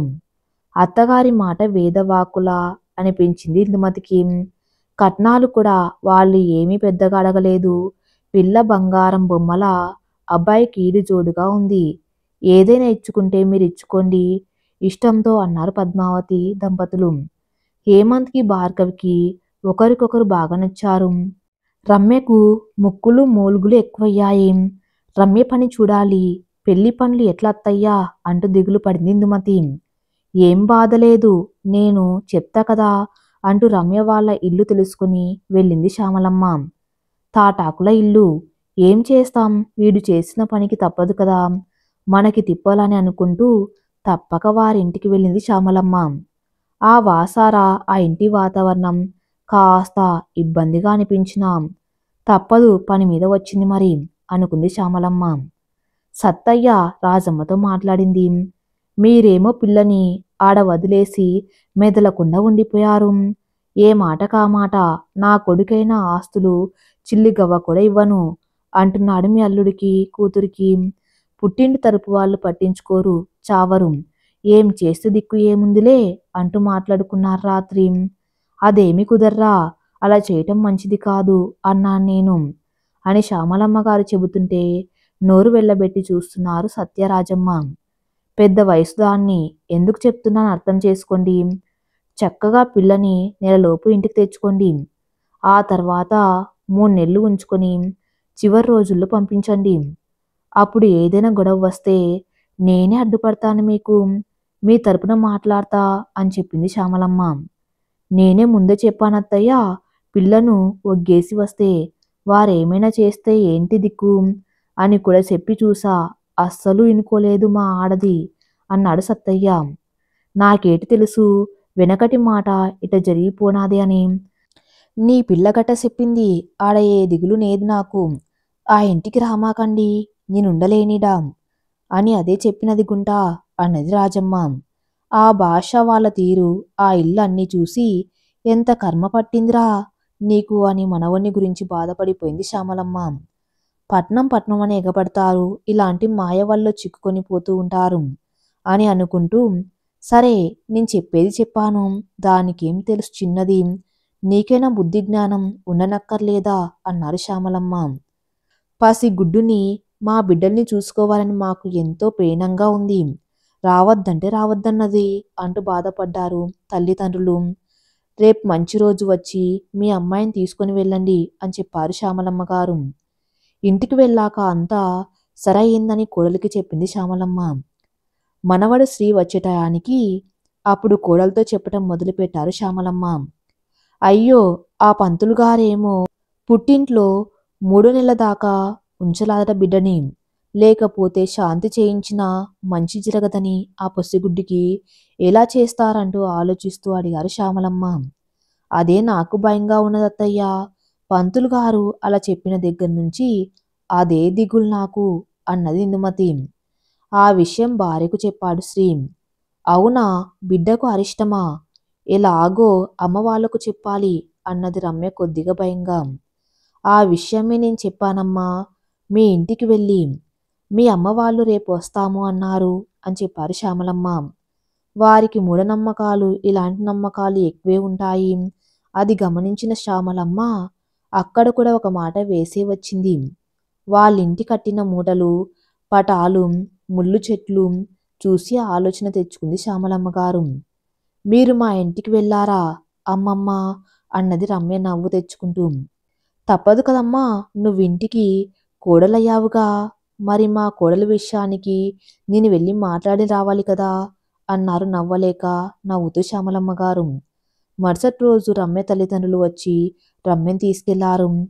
పిల్లల మంచి కోసం ఎన్నో ఆలోచిస్తాం. ఇలాంటివి తెలుసుకో అమ్మా, నాన్నని అడిగి మరి చెయ్యి ఇట్లాంటి పనులని చెప్పారు శ్యామలమ్మ గారు శ్రీతో. ఇందుమతికి అర్థమయ్యే విధానం చూస్తూ అర్థమైంది అన్నట్లు నవ్వింది ఇందుమతి. పెళ్లికి డబ్బులు ఏమన్నా కావాలేమో అన్నది శ్యామలమ్మ. అన్నీ వీటికి వాటికే దాచి ఉంచారు, పనిలేదులేమ్మా అన్నవాడు మురళి. తర్వాత అందరికీ పెళ్లి కబురు చెప్పటం, పెళ్లి చేసి భార్గవిని అత్తవారింటికి పంపడం జరిగింది. పెళ్లి సమయానికి రమ్యని తీసుకుని వచ్చాడు మురళి. గండం గట్టెక్కింది అని మా దేవత నువ్వే అనుకొని మనసులో దండం పెట్టుకుంది శ్యామలమ్మ గారి వైపు చూస్తూ ఇందుమతి. పెళ్లిలో కలిసిన నలుగురు తోడికోడళ్ళు అత్తగారి గురించి గొప్పగా చెప్పుకుంటూ ఉన్నారు. ఇలా తెలివైన పని చేయగలిగిన అత్తయ్య వేరే వేరే ఇళ్ల నుండి వచ్చిన మన నలుగురిని ఒకే తాటి మీద నడిపించగలిగారు. ఒక కొడుకుని కన్నా మనం ఏ పని సరిగ్గా చేయలేకపోతున్నాం అని ఉన్నది ఉన్నట్టుగా చెప్పుకున్నారు. నలుగురు కోడళ్ళని చూసిన శ్యామలమ్మ గారు మురిసిపోయారు. ముచ్చటగా ఎంతో చక్కగా కలిసి నవ్వుతూ తుల్లుతూ పనులు చేసుకుంటూ ఆనందంగా ఉండేవారు అని అనుకున్నారు.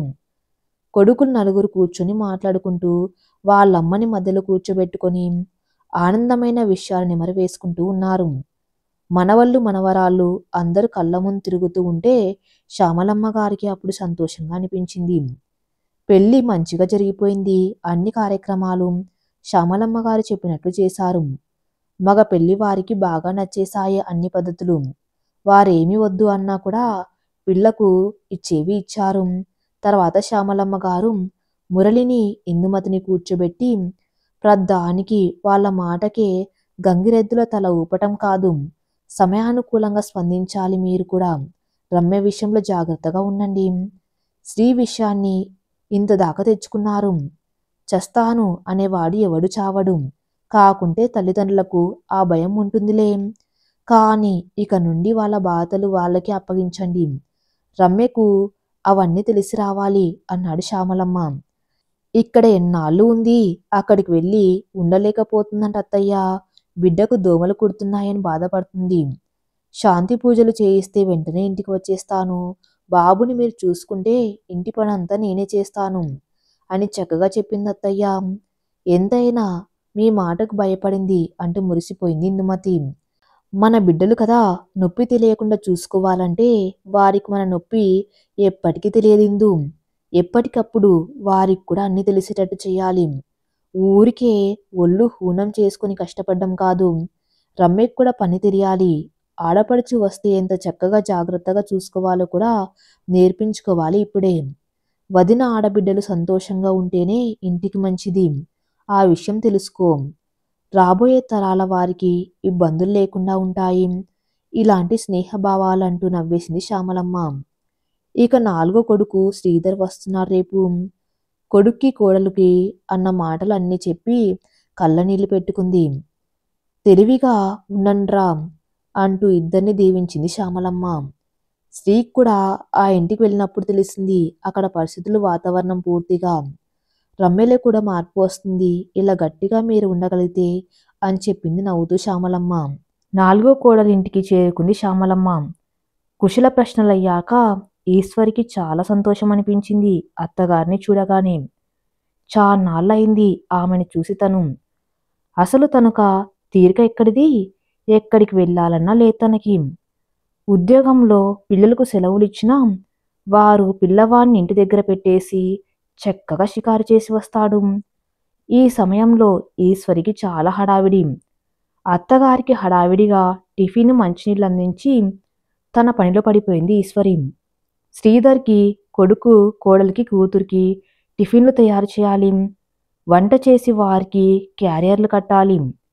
అత్తయ్య ఒక గంట ఆగండి, మనం కూర్చొని మాట్లాడుకుందామని అత్తగారికి చెప్పి తన పనిలోకి మళ్ళీ వెళ్ళింది ఈశ్వరి. చూపులకు ఎంతో గడుసులా కనిపిస్తుంది ఈశ్వరి. కరాఖండిగా మాట్లాడుతుంది. తీరా చూస్తే ఈశ్వరి కూడా తోడికొడల తీరే అని ఆ పని అన్నీ చూస్తూ నిట్టూర్చింది శ్యామలమ్మ. మనవడు నరేషు, భార్య నీలిమ ఇద్దరూ వచ్చి శ్యామలమ్మను పలకరించి వెళ్లారు నవ్వుతూ. ఆఫీస్కి టైం అయిపోతుంది నానమ్మ, వచ్చి మాట్లాడతాను చెప్పాను నరేషు. మనవరాలు వైష్ణవ్ వచ్చింది. నానమ్మ చాలా బిజీ, వచ్చాక మాట్లాడతాను నేను అని చెప్పి వెళ్ళిపోయింది. అది కూడా రెడీ అవ్వటానికి. ఆ ఇంట్లో జనాభా వారి హడావిడి. అందరూ రెడీ అవ్వటానికి హడావిడి పడుతున్నారు. కానీ వారందరికీ అన్ని రెడీ చేసేది ఈశ్వరి. కాసేపు ఆ ఇంటి వాతావరణాన్ని చూసి కళ్ళు తిరిగినట్లు అనిపించింది శ్యామలమ్మ గారికి. చెమటలు కక్కుతూ పరిగెడుతున్న కోడల్ని చూసి మంచినీళ్ళన్న తాగవా అని అడిగింది బాధగా శ్యామలమ్మ. అత్తగారి ఆ పలకరింపుకు సమయాన్ని ఆగమనలేక పరుగులు పెడుతున్న ఈశ్వరికి ఒక్క క్షణం కళ్ళలో నీరు ఉబికింది. ఆ ప్రశ్న ఆ ఇంట్లో తనకు ఎవ్వరూ వెయ్యరు. వస్తున్నానత్తయ్య, క్షమించండి, పనయ్యాక మీ దగ్గర కూర్చుంటాను అని చెప్పి వెళ్ళిపోయింది ఈశ్వరి కళ్ళు తుడుచుకుంటూ. వంట అమృతంలా చేస్తుంది ఈశ్వరి. 4 గంటలకు లేచినాం, పని అవ్వటం లేదత్తయ్యా. పని మనిషి ఉన్నా కూడా వంట దగ్గరే సరిపోతుంది నాకు. పైగా అన్ని టయానికి అయిపోవాలి. మనవడు నితీష్ని స్కూల్కి పంపాలి. వాడి హోంవర్క్లు కూడా నేనే చేయించాలి అంటూ నవ్వింది ఈశ్వరి. అందరి ఆఫీసులు దగ్గరేనా అని అడిగారు శ్యామలమ్మ. మనవడికి టిఫిన్ తినిపిస్తూ, కాదత్తయ్యా, నీ మనవరాలు వైష్ణవిని ఆమె ఆఫీసులో దించి వెళ్తాడు. కాస్త దూరంలో నరేసు, నీలిమ వాళ్ళవి పక్క ఆఫీసులు అని చెబుతూనే మనవడికి టిఫిన్ తినిపించేసింది. క్యారియర్ సర్దింది, బ్యాగ్ రెడీగా ఇచ్చింది. వాడికి స్నాక్స్, బూట్లు తొడిగి బెల్ట్ టై కట్టింది. ఇంతలో స్కూల్ బస్ రాని వచ్చేసింది. వాటర్ బాటిల్ కూడా టిఫిన్ క్యారియర్ బాస్కెట్లో పెట్టింది. మధ్యలో స్నాక్స్, బిస్కెట్స్ ఇంకేవో సర్దింది వేరే బాక్స్లో. బాయ్ నాన్నకి, నానమ్మ అంటూ చెప్పి నవ్వుతూ వెళ్ళిపోయాడు నితీశు. చక్కెర పొంగలి చేశానత్తయ్య, నైవేద్యం పెట్టాను దేవుడికి అంటూ అత్తగారికి చిన్న గిన్నెలో వేసి ఇచ్చింది. పూజ ఎప్పుడు చేస్తావమ్మా అని అడిగింది శ్యామలమ్మ. ఆ దేవుని పూజ టయానికి నాకు టైం ఎక్కడ సరిపోతుంది అత్తయ్య. మీ అబ్బాయి పూజ చేశారు, పలహారం అన్నీ సర్ది ఇచ్చాను నేను అని నవ్వింది ఈశ్వరి. ఇక తర్వాత శ్రీధర్ టిఫిన్ చేసి వాళ్ళ అమ్మకు చెప్పి బాక్స్ తీసుకొని బయలుదేరాడు. నరేష్ పిలుస్తూ ఉన్నాడు, త్వరగా రెడీ అవ్వంటూ భార్యను, చెల్లెల్ని. వైష్ణవి రెడీ వచ్చింది. పింక్ కలర్ పంజాబ్ డ్రెస్కి లిప్స్టిక్ నుండి నెయిల్ పాలిష్తో సహా అన్ని మ్యాచింగ్ వేసింది. ఏమిటో ఎందుకు వచ్చేసిందో భర్తను కాదని అని నిట్టూర్చింది శ్యామలమ్మ. అందరూ ఒకరి తర్వాత ఒకరు చెప్పి ఆఫీస్కి వెళ్ళిపోయారు. టిఫిన్ చేసి బాక్సులు తీసుకొని. సుడిగాలి వెలసినట్లయింది. అబ్బా, ఎలా పడుతున్నావే రోజు అన్నది శ్యామలమ్మ. అదే అయిపోతుంది అత్తయ్య పని అంటున్న ఈశ్వరి వైపు అలానే చూస్తూ ఉంది శ్యామలమ్మ. ఈశ్వరి డిగ్రీ చదివింది, చదువుకున్నట్లు కనిపించదు. పాపం ఎంతసేపు పని. టిఫిన్ చేద్దామని దగ్గర పెట్టుకోగానే పని మనిషి వచ్చింది. పొద్దున్నే వచ్చి వీళ్ళకి కొన్ని పనులు చేసి పెట్టి వేరే ఇంటికి వెళ్ళి మళ్ళీ వస్తుంది పనిచేయటానికి. అమ్మగారు, మీ అత్తగారు చాలా బాగున్నారండి అంటూ నవ్వేసింది దుర్గి. ఏమే, అక్కడున్న అంట్లు కొద్దిగా వేసుకోవే అని చెప్పింది ఈశ్వరి. మంచినీళ్లు పట్టి ఇవ్వు అని అడిగింది ఈశ్వరి దుర్గిని. అబ్బా!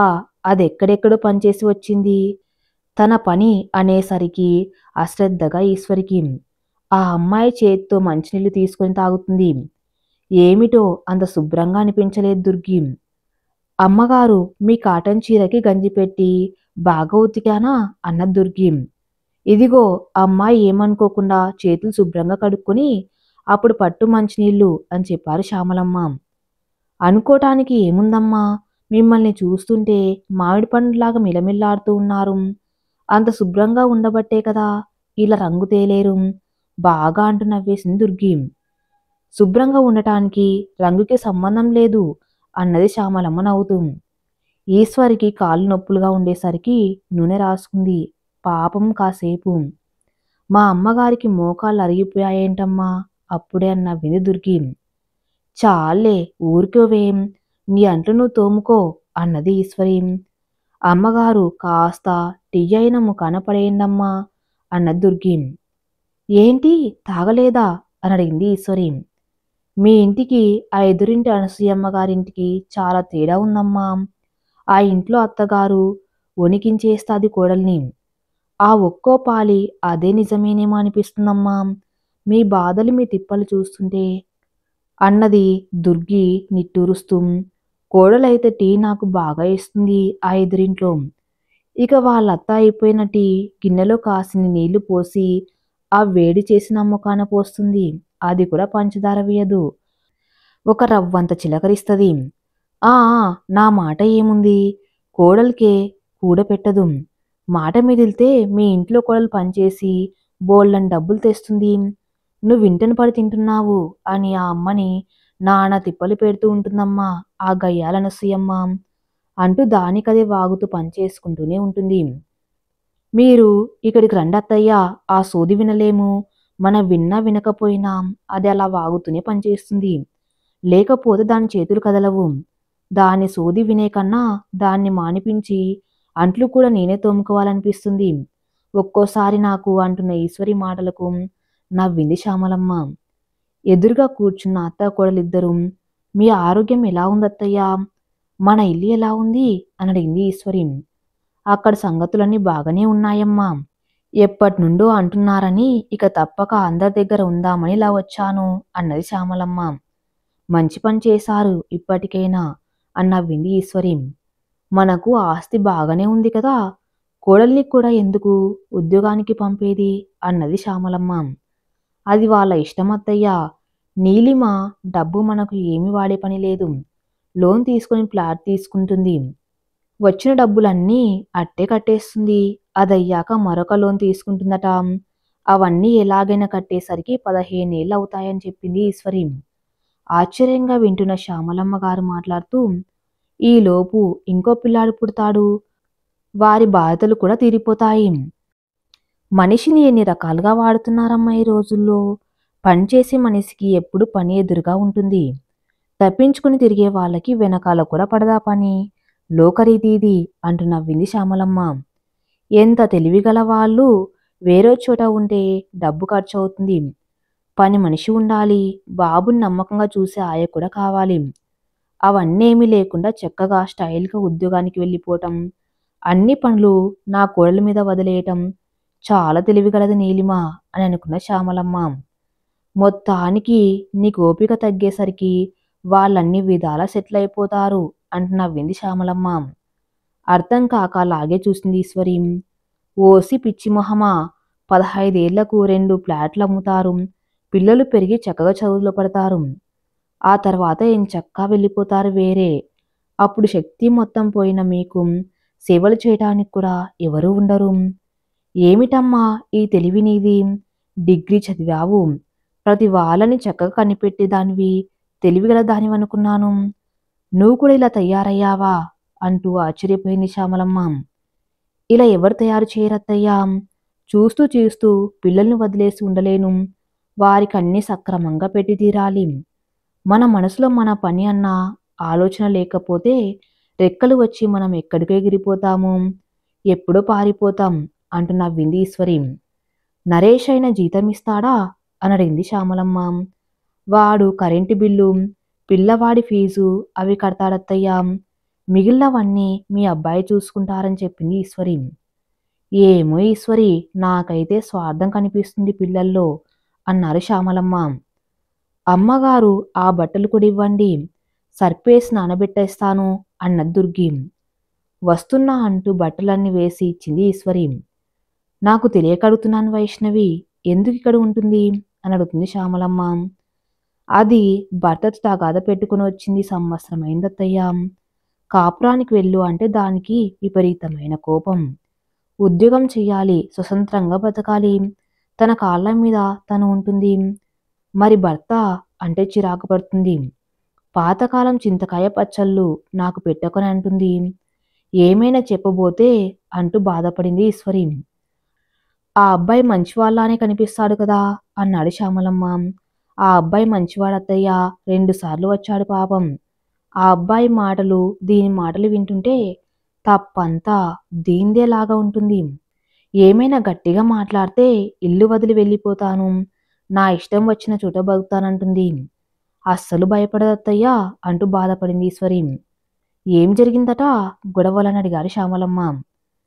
ఏమీ లేదమ్మా, ఏంటో వైష్ణవ్ ఫోను ఆయన చూశాడట తెలియకుండా, అది పెద్ద తప్పట, అనుమానమట. ఇక ఏదో అన్ని పిచ్చి మాటలు చెబుతూ ఉంటుంది, మనతో కూడా పెద్దగా మాట్లాడదు, కూతురని చెప్పుకోవడానికి కూడా సిగ్గుగా ఉంటుందత్తయ్యా. ఫ్రెండ్స్ ఎవరు పిలిచినా వెళ్ళిపోతుంది పార్టీలకు, అది వచ్చేదాకా భయపడి చావాల్సిన పరిస్థితి నాది. ఆయనకు చెబితే పిల్లలన్నాక అలాగే ఉంటారులే అని నిర్లక్ష్యంగా మాట్లాడతారు. చదువుకున్నావు గాని క్లాస్ మెయింటైనింగ్ ఇంకా అస్సలు రాదు అంటూ హేళన చేస్తారు. చెప్పలేక ఎవరితో చెప్పుకోవాలో తెలియక చావు చచ్చినంత పని అవుతుంది అత్తయ్య నాకు. వైష్ణవి ఎంతసేపు ఫోన్లు ల్యాప్టాప్లు ఎవరితోనో ఫోన్లు మాట్లాడుతూనే ఉంటుంది. నరేష్ వచ్చినప్పుడు మాత్రం సైలెంట్గా ఉంటుంది అంటూ చెబుతూ మంచినీళ్లు తాగింది దుఃఖం దిగమింగుకోవడానికి ఈశ్వరి. పెంచినప్పుడు గారాబం చేశారత్తయ్య మీ అబ్బాయి, ఇప్పుడు ఇలా తయారైతే దానికి కారణం నేనే అని అంటూ ఉంటారు. నా తప్పేగా, నన్ను తిడుతున్నారుగా అని వాళ్లకు లెక్క ఉండదు. ఏమిటో ఎవరికి చెప్పాలో తెలియటం లేదు. కానీ అల్లుడు మాత్రం చాలా మంచివాడు అని చెప్పగలనత్తయ్య నేను అన్నది బాధపడుతూ ఈశ్వరి. నేను చెప్పినట్టు చెయ్యి అన్నారు శ్యామలమ్మ. తప్పదంటారా అన్నది ఈశ్వరి. తప్పదు అని తల మీద ఒట్టు కూడా వేయించుకున్నారు శ్యామలమ్మ. ఒసే దుర్గి, నీకెంతమంది పిల్లలు అని అడిగారు శ్యామలమ్మ. నాకు 2 పిల్లలమ్మా, ఒక పిల్ల 7వ తరగతి చదువుతుంది, మరో పిల్ల 5వ క్లాస్ చదువుతున్నదమ్మా. ఇంట్లో కూడా ఇలాగే వాగుతూ పనిచేస్తావా అంటూ నవ్వింది శ్యామలమ్మ. నన్ను ఎక్కడ వాగనిస్తారమ్మా, నా కూతురు 2 వాగుతూనే ఉంటారు అని నవ్వేసింది దుర్గి. ఈ విషయం తెలుసా, లండన్లో కనిపెట్టారట, 30 ఏళ్లు దాటిన వాళ్ళు ఎక్కువ మాట్లాడుతుంటే ఆయుష్ తగ్గి తొందరగా చచ్చిపోతారట అన్న శ్యామలమ్మ. ఎవరు చెప్పారమ్మా అంటూ కళ్ళు పెద్దవి చేసుకుని చూసింది దుర్గి. మరందరూ అందుకే కదా ఎక్కువ మాట్లాడ్డారు. ఇలాగా ఎవరైనా మాట్లాడుతూ ఉంటే విని ఆనందిస్తారు. మొన్నటికి మొన్న మా ఊర్లో ఒకరు బాల్చి తన్నేసింది. హాస్పిటల్కి తీసుకెళ్తే జీవితకాలానికి మాట్లాడవలసిన మాటలన్నీ మాట్లాడేసింది, అందుకే పోయింది అని చెప్పారట. వాళ్ళమ్మ ఇదేం జబ్బమ్మ గారు అంటూ కంగారుగా చూసింది దుర్గి. మరేమనుకున్నావు, అందుకే మాట్లాడడం తగ్గించుకో, జాగ్రత్తగా ఉండు, ఎక్కువ రోజులు ఉండాలి కదా, 2 ఆడపిల్లలు అంటున్నావు, వారిని ఒక అయ్య చేతిలో పెట్టాలి కదా నువ్వు అంటూ చెప్పింది శ్యామలమ్మ. ఆ రోజు నుండి ఏదైనా మాట్లాడాలనిపించినా మంచినీళ్లు తాగేసి కామ్గా పని చేసుకోవటం చిన్నగా నేర్చుకుంది దుర్గి. అత్తగారి మాటలకు దుర్గి మాటలు బాగా తగ్గించేసరికి సంతోషపడింది ఈశ్వరి. ఈరోజు శనివారం అయ్యేసరికి సెలవు కావటంతో అందరూ ఇంట్లోనే ఉన్నారు. శ్యామలమ్మ గారి దగ్గర కూర్చుంది వైష్ణవి. నానమ్మ అది ఇది అంటూ ఏవో ఊసులు చెప్పింది స్టైల్గా. మీ ఇంట్లో సంగతులు చెప్పవే, ఒక్కసారి వినాలని ఉంది అన్నది శ్యామలమ్మ. శ్యామ్ మంచివాడు మొదట్లో అంటూ మొదలుపెట్టింది వైష్ణవి. శ్యామ్ అంటే నీ భర్త అన్నది వైష్ణవి. ఆ అవును, భర్త అంటూ అదో రకంగా ముఖం పెట్టి చెప్పింది వైష్ణవి. నిర్లక్ష్యం, లెక్కలేనితనం, పొగరు బాగానే ఉన్నాయి దీని దగ్గర అనుకున్నది మనసులో శ్యామలమ్మ. అత్తగారు, మామగారు మీతోనే ఉంటారా అని అడిగింది శ్యామలమ్మ. లేరు, పల్లెటూరులో ఉంటారు. ఆయన నేను ఉంటాం నానమ్మ. కొత్తగా ఫ్లాట్ కూడా కొన్నాడు. మరేమిటి నీ సమస్యలు అన్నది శ్యామలమ్మ. ఏ మాట కామాటే గాని శ్యామ్ కాఫీ బాగా పెడతాడు అన్నది వైష్ణవి. అబ్బో అంటూ నవ్వింది శ్యామలమ్మ. కాఫీ అంటే చాలా ఇష్టం వైష్ణవికి.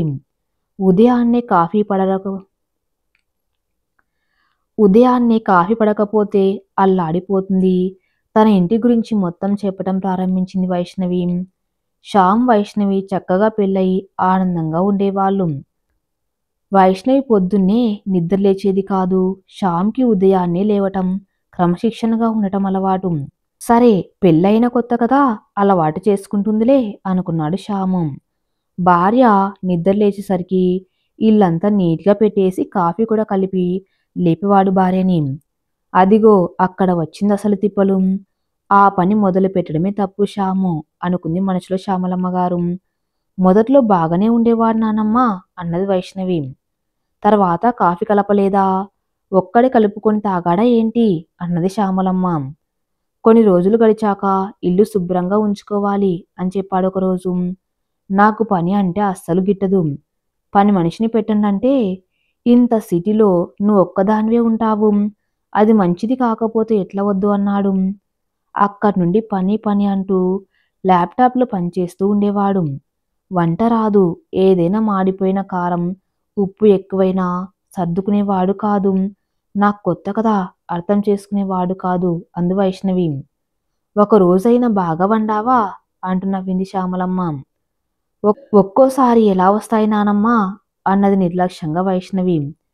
చెయ్యాలన్న పట్టుదల ఉంటే ఎందుకు రావు వైష్ణవి, నువ్వు చిన్నపిల్లవి కాదు, 25 ఏళ్ల అమ్మాయివి.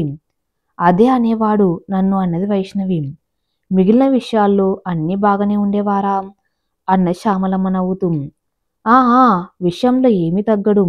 రాత్రంతా ఆయనకు అన్నీ కావాలి. పొద్దునే లేవమంటే నేను లేవగలగాలి. అందరూ పడే తిప్పలేగావి, నువ్వే కాదుగా పడేది అంటూ ముసిముసిగా నవ్వింది శ్యామలమ్మ. ఆయనకి అలా కావలసినప్పుడు నాకు సహాయం చేయాలి కదా, ఎవరి కోసం చేస్తాడు అంటూ నిర్లక్ష్యంగా మాట్లాడింది వైష్ణవి. అంటే భర్త ఆఫీస్ వర్క్ చేస్తూ అన్ని పనులు తనే చేయాలంటావా అన్నది శ్యామలమ్మ. నీకు తెలుసు కదా నానమ్మ, నాకు చిన్నప్పటి నుంచి పని అలవాట్లేదు. పని అంటే చిరాకు. రుచిగా కావాలి మళ్ళీ తిండి అనుకుంది శ్యామలమ్మ. ఒకరోజు ఇలాగే ఫోన్ చూసుకుంటూ స్టవ్ మీద ఇడ్లీ పెట్టి మర్చిపోయాను. అది మాడిపోయి ఇల్లు అంతా పొగలు వస్తున్నా తెలియటం లేదా అంటూ కోప్పడ్డాడు. కొత్తగా నేర్చుకుంటుంది అని చూడాలి కదా అన్నది కోపంగా వైష్ణవి. నువ్వు అసలు నేర్చుకోవాలని అనుకోవట్లేదు కదా అనుకున్నది మనసులో శ్యామలమ్మ. బయటికి వెళ్ళి హోటల్లో తిందామంటే నచ్చదన్నది వైష్ణవి. అంటే వారానికి ఒకసారి సరదాగనా అన్నారు శ్యామలమ్మ. మా ఇంటి పక్కనే పెద్ద మెస్ ఉంది. రోజు ఉదయమే కొద్దిగా టిఫిన్ అక్కడ తెచ్చుకుందామంటే వినడు. టిఫిన్ కోసం 200 రూపాయలు ఖర్చు పెట్టాలా రోజు. పైగా వారు ఎలా చేస్తారో శుభ్రం లేకుండా అంటాడు నానమ్మ అన్నది వైష్ణవి. మరి నిజమే కదా అనుకున్న శ్యామలమ్మ. సాఫ్ట్వేర్ జాబ్ చేస్తున్నప్పుడు లక్షల్లో సంపాదిస్తున్నాడు, ఏ మాత్రం ఖర్చు పెట్టలేడా అన్నది కోపంగా వైష్ణవి. ఫ్యామిలీ ప్లానింగ్ టాబ్లెట్లు వేసుకుంటాను అంటే వద్దు అంటాడు. వెంటనే పిల్లలు కావాలట. సాఫ్ట్వేర్ వాళ్ళకి తొందరగా పిల్లలు పుట్టలేదు అని వంక చెప్తాడు మళ్ళీ. 3 ఏళ్ల వరకు పిల్లల్ని కండం నాకు ఇష్టం లేదన్నది వైష్ణవి. నువ్వేం ఉద్యోగం చేయట్లేదు కదా అక్కడన్న శ్యామలమ్మ. అదే ఆయన అన్నాడు. అందుకే నేను ఉద్యోగం చేస్తానంటే మనకు అంత అవసరం లేదు, వద్దు అన్నాడు అన్నది వైష్ణవి. మొత్తంగా చెప్పాలంటే ఆడదింట్లో పని చేసుకుంటూ పిల్లల్ని పెంచుకుంటూ గంగిరెద్దులా ఉండాలి నానమ్మ అన్నది వైష్ణవి. అంటే మీ అమ్మలాగానా అన్నది శ్యామలమ్మ. గంగిరెద్దు కన్నా ఎక్కువ ఏమో, పిల్లల్ని కూడా పెంచుతుంది కదా అన్నది శ్యామలమ్మ నవ్వుతూ. అలాగే చూసింది వైష్ణవి కాసేపు. ఆ అమ్మాయి ఏమైనా చదివిందా పెట్టిందా అంటూ ఒక రకంగా మాట్లాడింది వైష్ణవి. మీ అమ్మ ఆ రోజుల్లో డిగ్రీ పూర్తి చేసింది. చాలా గారాబంగా పెరిగి కూడా వచ్చింది అంటూ నవ్వింది శ్యామలమ్మ. నా సంగతి మాట్లాడుతూ మళ్ళీ అమ్మ సంగతి ఎందుకు అంటూ విసుక్కుంది వైష్ణవి. సరేలే, ఇంతకీ నువ్వొచ్చేసిన అసలు కారణం చెప్పు అన్న శ్యామలమ్మ. రాత్రి లేచి నా ఫోన్ చెక్ చేస్తున్నాను నానమ్మ అన్నది వైష్ణవి. ఫోన్ తీసి తప్పేముంది అందులో, ఏముంటుంది అన్నది శ్యామలమ్మ. నేను పద్దాకా ఫోన్ చూస్తూ ఉంటాను కదా, ఆయనకి ఏదైనా అనుమానం వచ్చిందేమో మరి అన్నది వైష్ణవి. ఆయనకు అనుమానం ఏమన్నా వచ్చిందో నీతో అన్నాడా అన్నది శ్యామలమ్మ. లేదు, నాకు చాలా కోపం వచ్చింది, కాస్త కోపంగానే మాట్లాడాను. ఆ రోజు ఉదయం గొడవ పెట్టుకున్నాను, అతను కూడా ఇష్టం వచ్చినట్లు మాట్లాడాడు, అందుకే వచ్చేశాను అన్నది వైష్ణవి. మళ్ళీ రాలేదా మీ ఆయన అన్న శ్యామలమ్మ. ఎవరి కోసం రాడు, వచ్చా 2 సార్లు, నేనే వెళ్ళలేదు, అందుకే ఉద్యోగం చేస్తూ నా స్టైల్ ఏంటో చూపిస్తున్నాను అన్నది వైష్ణవి నవ్వుతూ. మొగుడు మొద్దులు లేకుండా ఒంటరిగా పడి ఫోన్ చూసుకుంటూ ఉండడం గొప్ప స్టైలు అని అనుకున్న శ్యామలమ్మ అక్కడి నుంచి నవ్వుతూ ఒక ఫ్రెండ్ వస్తే వెళ్ళిపోయింది బయటకు వైష్ణవి.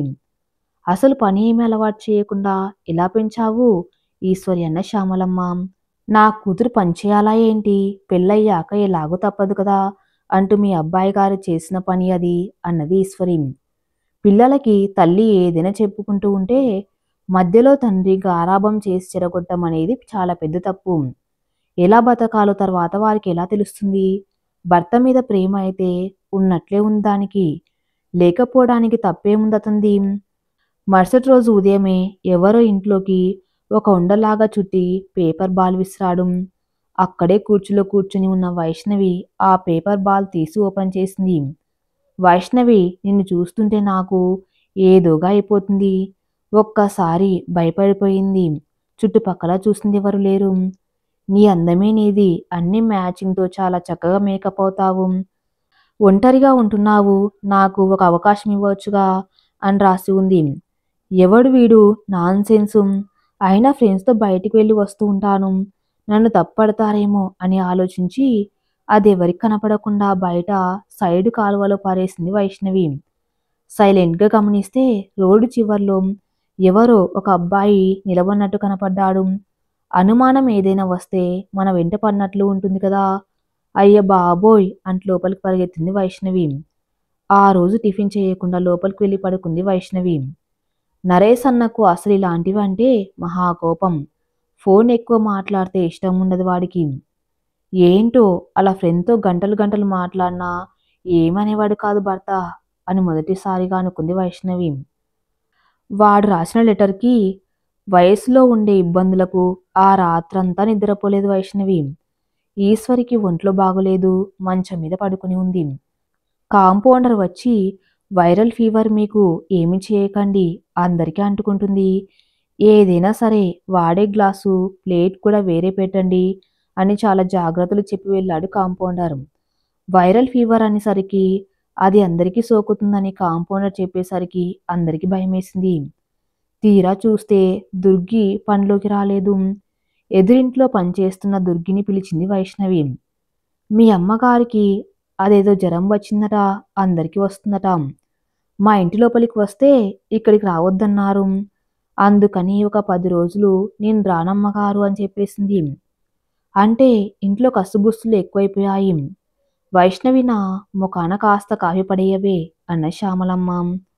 ఏంటి అమ్మకు బాగోకపోతే కాఫీలు కూడా ఎవరివ్వరా అన్నాడు కోపంగా నరేషు.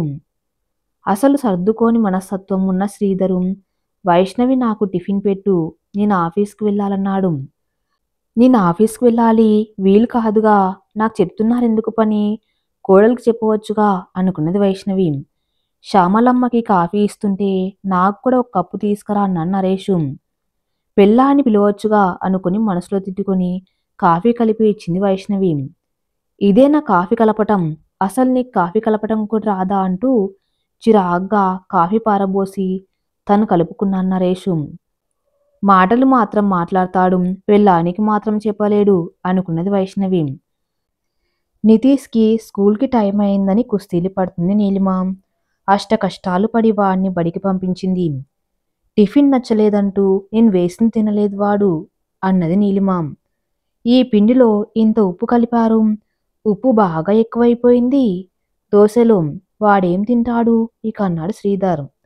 మీ అమ్మ కాస్త కాఫీ కలిపి అక్కడ పెట్టి రాపోయావా అన్నది శ్యామలమ్మ. నేను కలుపుతుంటే ఎవరికి నచ్చడం లేదు మరి. ఆమె ఎలా తాగుతుందో అన్నది వైష్ణవి. ఎలా కలపాలో నేర్చుకొని కలిపి ఇవ్వాలి కానీ అది ఏంటి ఇలా మాట్లాడతావు అన్నారు శ్యామలమ్మ. ఏదైనా మంచి ఆహారం ఇస్తూ కరెక్ట్గా బిల్లలు వేస్తే కాస్త తగ్గుతుందిగా త్వరగా. ఇబ్బంది లేకుండా పోతుంది మీకు అన్నది శ్యామలమ్మ. ఇంతలో వైష్ణవి మీదకి ఇంకో పేపర్ బాల్ వచ్చింది. అటు ఇటు చూసి గబుక్కున ఆ పేపర్ బాల్ని పక్కకు తీసేసుకుంది వైష్ణవి. రాత్రంతా నిద్ర పట్టలేదు. నిన్ను చూస్తూ నేను అలా ఉండలేను. ఈరోజు నిన్ను ముద్దు పెట్టుకుంటాను అని ఉంది. ఏమొచ్చింది వీడికి అసలు? ఎవడు వీడు? నా ప్రాణానికి షండ్లా దాపరించాడు అని తిట్టుకుంది వైష్ణవి. ఒకసారి అలాగే సిటీలో భర్తతో నడుస్తూ ఉంటే పక్కనెవడో డాష్ ఇచ్చి వెళ్ళాడు. అంతే విపరీతమైన కోపం వచ్చేసింది శ్యామ్కి. 2 చెంపదెబ్బలు వేశాడు కోపంతో. చుట్టుపక్కల వాళ్ళు మూగేసరికి పారిపోయాడు భయంతో వాడు. ఇది ఎక్కడ తంటారా బాబు? ఈ మాటలు ఎవరికి చెప్పినా నన్ను తిడతారు. ఇంట్లో వాళ్ళ సంగతి చిన్నప్పటి నుంచి చూసేదే కదా. ఆడవాళ్ళను తప్పు పడతారెవరైనా. ఇది ఒక సాకుగా తీసుకుని భర్తని వదిలి వచ్చానని మళ్ళీ ఉపన్యాసాలు మొదలు పెడతారు అని అనుకుంటున్న వైష్ణవికి మనసులో చాలా భయంగానే ఉంది. సమయానికి మోటార్ వేయలేదు కాబట్టి ట్యాంక్లో నీళ్ళు లేవు. కరెంట్ కూడా పోయింది. అష్ట కష్టాలు పడి బావిలో నీళ్లు తోడుకొని నీళ్లు స్టవ్ మీద పెట్టుకొని కాసుకొని మరి స్నానాలు చేసి టిఫిన్ పిండి కూడా ఉప్పగా అయ్యేసరికి చేసేది లేక బయట తెప్పించుకొని తిని శ్యామలమ్మ గారికి పెట్టి అదే టిఫిన్ వాళ్ళమ్మ రూమ్లో దూరంగా పెట్టి వచ్చింది వైష్ణవి. వైరల్ ఫీవర్ అనేసరికి నీలిమ అస్సలు అత్తగారి గదిలోకి వెళ్ళలేదు. తమ పనులు తాము చేసుకోలేక చిరాగ్గా ఉన్నారందరూ. ఇల్లు చూస్తే ఎక్కడివక్కడ అంట్లు ఎక్కడివక్కడ పడేసి ఉన్నాయి. అందరూ వెళ్ళిపోయారని తెలిసి ఈశ్వరి బయటికి వచ్చింది. అంట్లు దగ్గరకు వెళ్ళబోతుంటే నా మీద ఒట్టు వేశావు, మర్చిపోయావా ఈశ్వరి అంటూ నవ్వింది శ్యామలమ్మ. ముందుగా దేవుడికి అట్లు వేసి పెడదామని కొంత పిండి తీసా అంటూ అట్లు వేశారు శ్యామలమ్మ. అత్త కోడలు ఇద్దరు శుభ్రంగా తిని కాఫీలు తాగారు. ఇంట్లో ఏ వస్తువు తాకవద్దు, అలాగే ఉంచు అని చెప్పింది శ్యామలమ్మ. అలా 2 రోజులు గడిచేసరికి ఒక్కొక్కరికి తిక్క ఎక్కువైపోయింది. పని చేసుకోలేక నీలిమ చిర్రుబుర్రులాడుతూ మొదలుపెట్టింది. నీలిమను కోపడ్డాడు నరేషు. శ్రీధర్ అయితే చిందులు తొక్కుతూ ఉన్నాడు వైష్ణవి మీద. వైష్ణవి పరిస్థితి అందరిలో ఆ ఇంట్లో కుడితిలో పడ్డ ఎలుకల తయారైంది. నితీషు ఎవరికీ ఏమీ రాదు, అన్నీ నానమ్మ చేస్తుంది అంటూ చిన్నపిల్లాడైనా కరెక్ట్గా మాట్లాడాడు. ఆ మాటలకు ముసిముసిగా నవ్వొచ్చింది శ్యామలమ్మకు. పక్కకు తిరిగి నవ్వుకుంది. ఏంటిరా ఆకలి వేస్తుంది అన్నది శ్యామలమ్మ. క్షమించమ్మా, లేట్ అయిపోయినట్టుంది, పాపం నీకని బాధపడ్డాడు శ్రీధర్.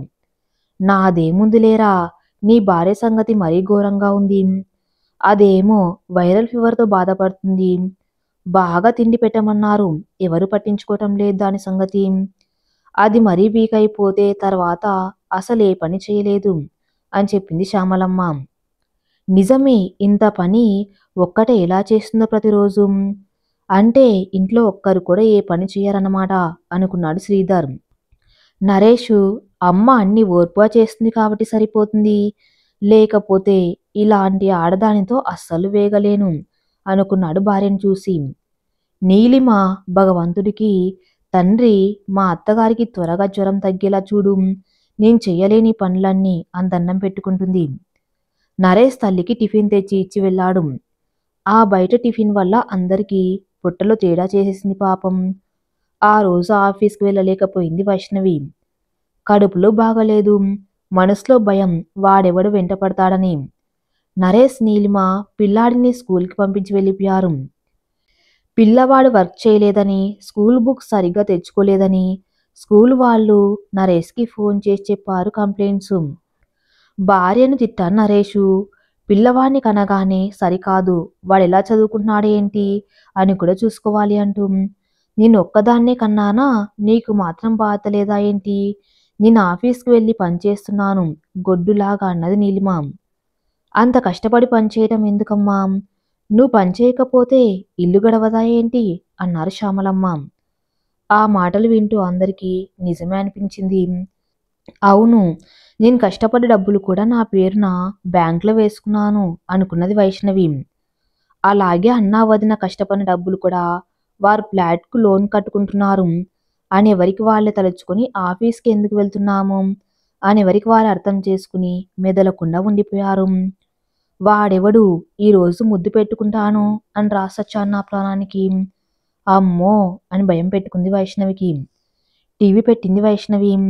తన ప్రేమను ఒప్పుకోలేదని ఆ అమ్మాయి ముఖం మీద యాసిడ్ పోసిన ఆగంతకుడు చూపించిందే పదే పదే చూపిస్తూ ఉండేసరికి వైష్ణవికి పిచ్చి పట్టింది. వెంటనే మార్చేసింది. ఏంటో పెట్టవే చూద్దాము అన్నారు శ్యామలమ్మ వచ్చి నవ్వును ఆపుకుంటూ. ఏం చూస్తావులే నానమ్మ అన్నది వైష్ణవి లోపలికి వెళ్ళిపోయింది. ఫోన్లో భర్త ఫోటో చూసుకుంది. ఆయన దగ్గర ఉంటే ఎంతో ధైర్యంగా ఉండేది. ఇక్కడ ఎంతమంది ఉన్నా కూడా ఏదో భయం. ఈ విషయం వాళ్లకు చెప్పలేకపోతున్నాను. కొంప తీసి వాడింటికి వచ్చి నా మీద పడతాడా? కిటికీ లోపల నుండి ఇంకో పేపర్ బాల్ వైష్ణవి గుండెల మీద పడింది. ఈ రాత్రికి నీ పని కాలి నా చేతిలో, లేకుంటే రేపు ఆఫీస్‌కి వచ్చేయ్. నిన్ను చూడక ఈ రోజు నాకు అంటూ పిచ్చి పిచ్చి మాటలు అన్నీ రాశాడు. బయటికి వెళ్లి చూస్తే ఎవరూ కనపడలేదు. ఏంటి మాయా? అమ్మో! రేపు ఆఫీస్‌కి వెళ్ళను నేను అనుకొని ఆ రాత్రి శ్యామలమ్మ గారిని తన దగ్గర పడుకోబెట్టుకుంది భయంతో వైష్ణవి. ఏమిటో రాత్రి కిటికీ దగ్గర ఒకటి అలికిడి. నాకు చాలా భయం వేసింది అని చెప్పారు తెల్లారాక శ్యామలమ్మ. మరింత భయపడిపోయింది వైష్ణవి. సెలవులు ఎక్కువ పెడితే బాస్‌తో తంట. అన్న వాళ్ళతోనే కదా వెళ్ళేది. అన్నయ్య వాళ్ళతోనే కదా వచ్చేది అనుకుని మరుసటి రోజు వెళ్ళింది. మనసులో ఆలోచనలు సరిలేక వర్క్‌లో అన్ని తప్పులు చేసి బాస్‌తో చివాట్లు తిన్నది. అన్నయ్య వాళ్ళు రాలేదు, టైం అయిపోయింది అని వాచ్ చూసుకొని అన్నకు ఫోన్ చేసింది వైష్ణవి. నువ్వింటికి వచ్చేయి, మేం పని మీద బయటికి వెళ్ళాము అని చెప్పా నరేషు. వైష్ణవికి పై ప్రాణం పైనే పోయింది. వాడెవడు అగంతకుడు? ఇప్పుడు నా వెంట పడితే నాకు దిక్కేంటి? భర్తను కాదని వస్తే ఇలాంటివి జరిగాయని తెలిస్తే ఇంట్లో వాళ్ళే తిడతారు అని ఎవరికి చెప్పలేకపోతుంది వైష్ణవి. రోడ్డు మీద ఎవరిని చూసినా వాడేనేమో అని భయంతో ఆటో ఎక్కాలన్న భయంతో చివరికి తమ ఇంటి దగ్గరలో ఉన్న ఒక అంకుల్ వెళ్తుంటే ఆ బండి మీద ఎక్కి ఇంటికి చేరింది. హమ్మయ్యా అని గుండెను పట్టుకొని ఇంట్లోకి వస్తున్న మనవరాల్ని చూసి ముసిముసిగా నవ్వుకుంది శ్యామలమ్మ. వైష్ణవి ఎవరో ఒక అబ్బాయి మొహం కనపడలేదు, నీకోసం అడిగి వెళ్ళాడు. మీ ఫ్రెండా అని అడిగింది అమాయకంగా శ్యామలమ్మ. ఛీ! అబ్బాయా?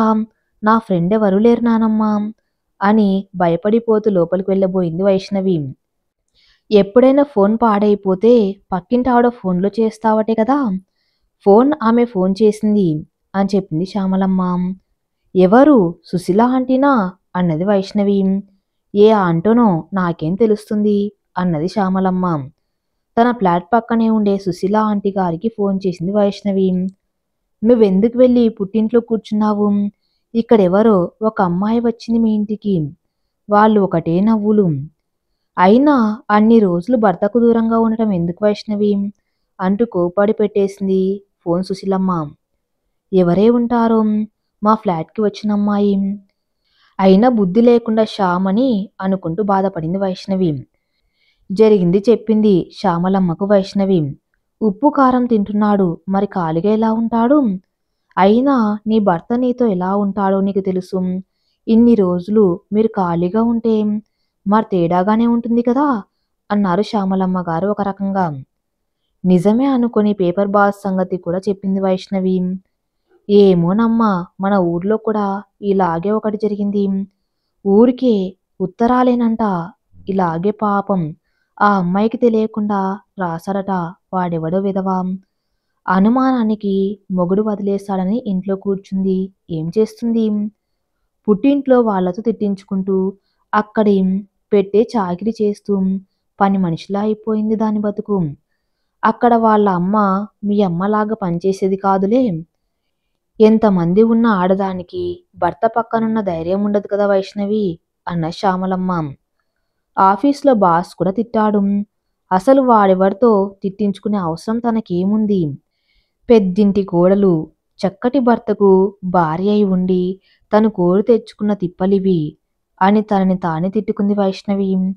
నాన్నమ్మ అంటూ ఆపేసింది వైష్ణవి. శ్యామ్కి ఫోన్ చేద్దామా అన్నది శ్యామలమ్మ. సరే అంది వైష్ణవి. అలా శ్యామ్ రావటము, వైష్ణవి తన తప్పు తెలుసుకుని భర్తతో వెళ్ళిపోవటం జరిగింది. శ్యామలమ్మ గారు ఆడించిన నాటకం ఆనందంగా ముగిసింది. తన ఇంటికి వచ్చిన వైష్ణవి ఎంతో ఆనందంగా ఉంది. కానీ ఎవరో ఒక అమ్మాయి వచ్చిందని చెప్పింది పక్కింటి ఆంటీ. ఎవరో ఇప్పుడే తెలుసుకోవాలి. వద్దులే, ఇప్పుడే వచ్చాను, మళ్ళీ ఇలాంటి మాటలు ఎందుకు అనుకుంది వైష్ణవి. ఆయన చెబుతారేమో చూద్దాం అనుకుంది వైష్ణవి. నువ్వు లేకుండా పిచ్చి పట్టిపోయింది నాకు వైష్ణవి అంటూ ప్రేమతో దగ్గరకు తీసుకున్నాడు శ్యాము. చెప్పాలంటే నిజంగా తన పరిస్థితి కూడా అదే. ఆ రోజు ఫోన్లో నాకు మెసేజ్ పెట్టావేమో అని చూశాను. నా బర్త్డే కదా అందుకు అన్నాడు శ్యామ్ నవ్వుతూ. ఆ మాట నాకు చెప్పవచ్చుగా అన్నది బాధగా వైష్ణవి. చెప్పే అవకాశం నాకిచ్చావా గడుగ్గాయిలాగా అంటూ నవ్వేశాడు శ్యాము. మర్చిపోయాను, మా బాబాయ్ గారు అమ్మాయి దీపిక వచ్చింది. ఇదిగో వదినకి ఇవ్వమని గిఫ్ట్ కూడా తెచ్చింది అంటూ వాళ్ళ చెల్లి తెచ్చిన చీర ఇచ్చాడు శ్యాము. అబ్బా, ఎంత చక్కగా ఉందో వర్కు. దీపిక చీరలకు వర్క్ చేస్తుంది. వచ్చింది దీపికనా? నేనెవరో అనుకున్నాను అన్నది వైష్ణవి. నీకెలా తెలుసు ఎవరో వచ్చారని? నవ్వాడు శ్యామ్. పక్కింటి సుశీల ఆంటీ ఫోన్ చేశారు అని చెప్పింది వైష్ణవి నవ్వుతూ. ఆడవాళ్ళు ఇందుకు మాత్రం ఒకరికొకరు కట్టుబడి ఉంటారు అంటున్నవాడు శ్యాము. నా ప్రాణం అంతా నీ దగ్గరే ఉంటే నా గురించి అనుమానించావా అన్నాడు శ్యామ్ వైష్ణవిని దగ్గరకు తీసుకుని. లేదు, అలా ఏమీ లేదు, కానీ ఎవరో వచ్చిందని మాత్రం అనుకున్నాను అంటూ నవ్వింది వైష్ణవి. శ్యామ్ గుండెల్లో తల దాచుకున్న వైష్ణవి, అబ్బా ఎంత ధైర్యంగా ఉంది, ఎంత హాయిగా ఉంది, మనసు ప్రశాంతంగా ఉంది అని మురిసిపోయింది. మనం కలవటానికి మీ నానమ్మ గారే కారణం అని చెప్పాడు శ్యామ్. ఎలా అన్నది ఆశ్చర్యంగా వైష్ణవి. నానమ్మ గారు నాతో ఫోన్ చేసి మాట్లాడారు. మా మనవరాలికి కాస్త ఏమీ తెలియదు, నువ్వు మనసులో ఏం పెట్టుకోవద్దు, నిన్ను పెళ్లిలో చూసినప్పుడు నాకు నచ్చావయ్యా అంటూ మాట్లాడారు. అవునా అన్నది ఆశ్చర్యంగా వైష్ణవి. అది ఏమో గాని పేపర్ బాస్ సంగతి చెప్పి భయపడింది వైష్ణవి. పకాపక నవ్వాడు శ్యామ్. అదంతా మీ నానమ్మగారి ప్లాను. మీ నానమ్మగారే రాసి మీ పని అమ్మాయితో పేపర్ బాల్ వేయించేవారట నీ దగ్గరకు అంటూ నవ్వేశాడు శ్యామ్. నేను కూడా అమ్మ వాళ్ళ దగ్గరకు వచ్చాను. అటునుండి నువ్వు ఆఫీస్కి వెళ్ళినప్పుడు మీ నానమ్మ వాళ్ళని కలిశాను. అప్పుడు అన్ని విషయాలు చెప్పారని నవ్వుకున్నాడు. నానమ్మ గారు మీకోసం ఎవరో అబ్బాయి వచ్చారు అని చెప్పింది నన్నే అంటున్నవాడు శ్యామ్.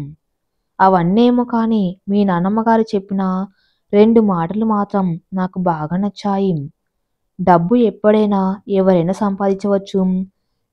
ప్రేమని వయస్సుని కలుపుకొని ఆనందంగా జీవించలేని జంటల వైవాహిక జీవితం వ్యర్థమని. ఆ మాటలు నాకు నిజమనిపించాయి. నిజంగా ప్రేమతో జీవిస్తే ఆనందం అనుభవంలోకి వస్తుంది.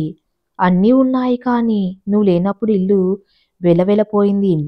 అదే ప్రేమ విలువ. మనసులో తెలియని బంధాలు ముడిపడిపోతాయి. అవి మనిషి దూరంగా ఉన్నప్పుడు అర్థమవుతాయి.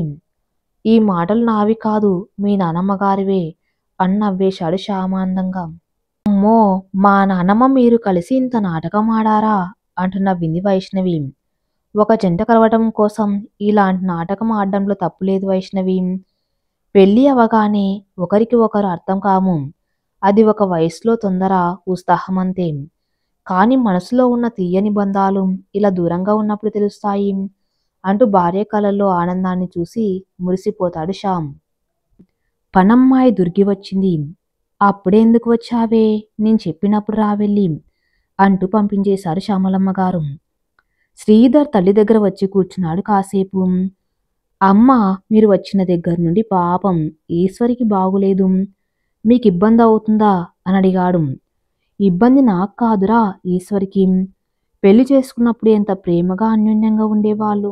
ఏమైంది?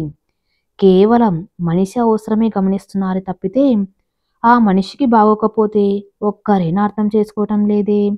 మనిషి మిషన్ కాదురా, అవసరానికి ఉపయోగపడినప్పుడు వాడి, అవసరం లేకపోతే పక్కన పడేయటానికి. ప్రేమతో చేస్తున్న మనిషిలోని ప్రేమను అర్థం చేసుకోలేకపోతున్నారా అని అడిగారు శ్యామలమ్మ గారు. ఎందుకురా ఉరుకులు పరుగులు బతుకులు ఏం సాధిస్తున్నారు? ఎవరికి వారు స్వార్థానికి డబ్బు మూటలు కూడపెట్టుకోవాలనుకుంటున్నారు. భార్య భర్తలు అంటే సజావుగా సాగే సంసారానికి రథచక్రాలు లాంటి వారు. ఒక చక్రం కదలనిదే మరొక చక్రానికి భారం ఎక్కువైపోతుంది. ఇంట్లో పనిచేసి మీ అందరికీ అమర్చి పెడుతుంటే అది పని మనిషిలా కనపడుతుంది మీ అందరికీ. అది జీతం కూడా తీసుకోవటం లేదురా పని మనిషి అవ్వటానికి. ఒకరు కాకపోతే ఒకరు ఈశ్వరికి ఎలా ఉంది అని గదిలోకి వెళ్ళి అడిగారా. భర్తవి నీకే లేదు, పిల్లలకి ఎలా వస్తుంది? భర్త గౌరవిస్తేనే భార్యకు గౌరవం. ఆ విషయంలో ఎప్పటికీ మర్చిపోకూడదు. ఈశ్వరికి ఏమీ తెలియదు అనుకుంటున్నారా? నువ్వు ఉద్యోగంలో ట్రైనింగ్లో ఉన్నప్పుడు ఈశ్వరికి స్కూల్ బాధ్యతలు చూసుకోమని మన ఊర్లో స్కూల్ హెడ్ మాస్టర్ గారు వచ్చి బతిమలాడారు. కానీ అప్పటికి ఈశ్వరి నిలతప్పి ఉంది. నాకు నా బిడ్డ ముఖ్యం, నా భర్తకు అన్నీ అమర్చి పెట్టడమే నాకు ముఖ్యం. ట్రైనింగ్ రావటమే మళ్ళీ మేము అక్కడికి వెళ్ళాలి, క్షమించండి అని చెప్పింది రామ్. ఆమె మాటల్లో ఉన్న ప్రేమ ఈరోజు మీ మాటల్లో లేదు. కరాఖండిగా మాట్లాడే కోడలు ఈరోజు ఇలా నిస్సత్తుగా మారడానికి కారణం మాత్రం నువ్వే. పిల్లల్ని తప్పు చేసినా వెనకేసుకొని రావటం గొప్పతనం అనుకున్నావా? భర్త అయినా భార్య అయినా కూడా ఇద్దరు ఒకరికొకరు సంప్రదించుకొని పిల్లల విషయంలో ఖచ్చితమైన నిర్ణయాలు తీసుకోవాలి. అప్పుడు ఆ పిల్లలు చక్కగా పెరుగుతారు, వారి తప్పులు తెలుసుకుంటారు. నీ మీద ప్రేమతో నీ మాటకు ఎదురు చెప్పలేకపోయింది నీ భార్య.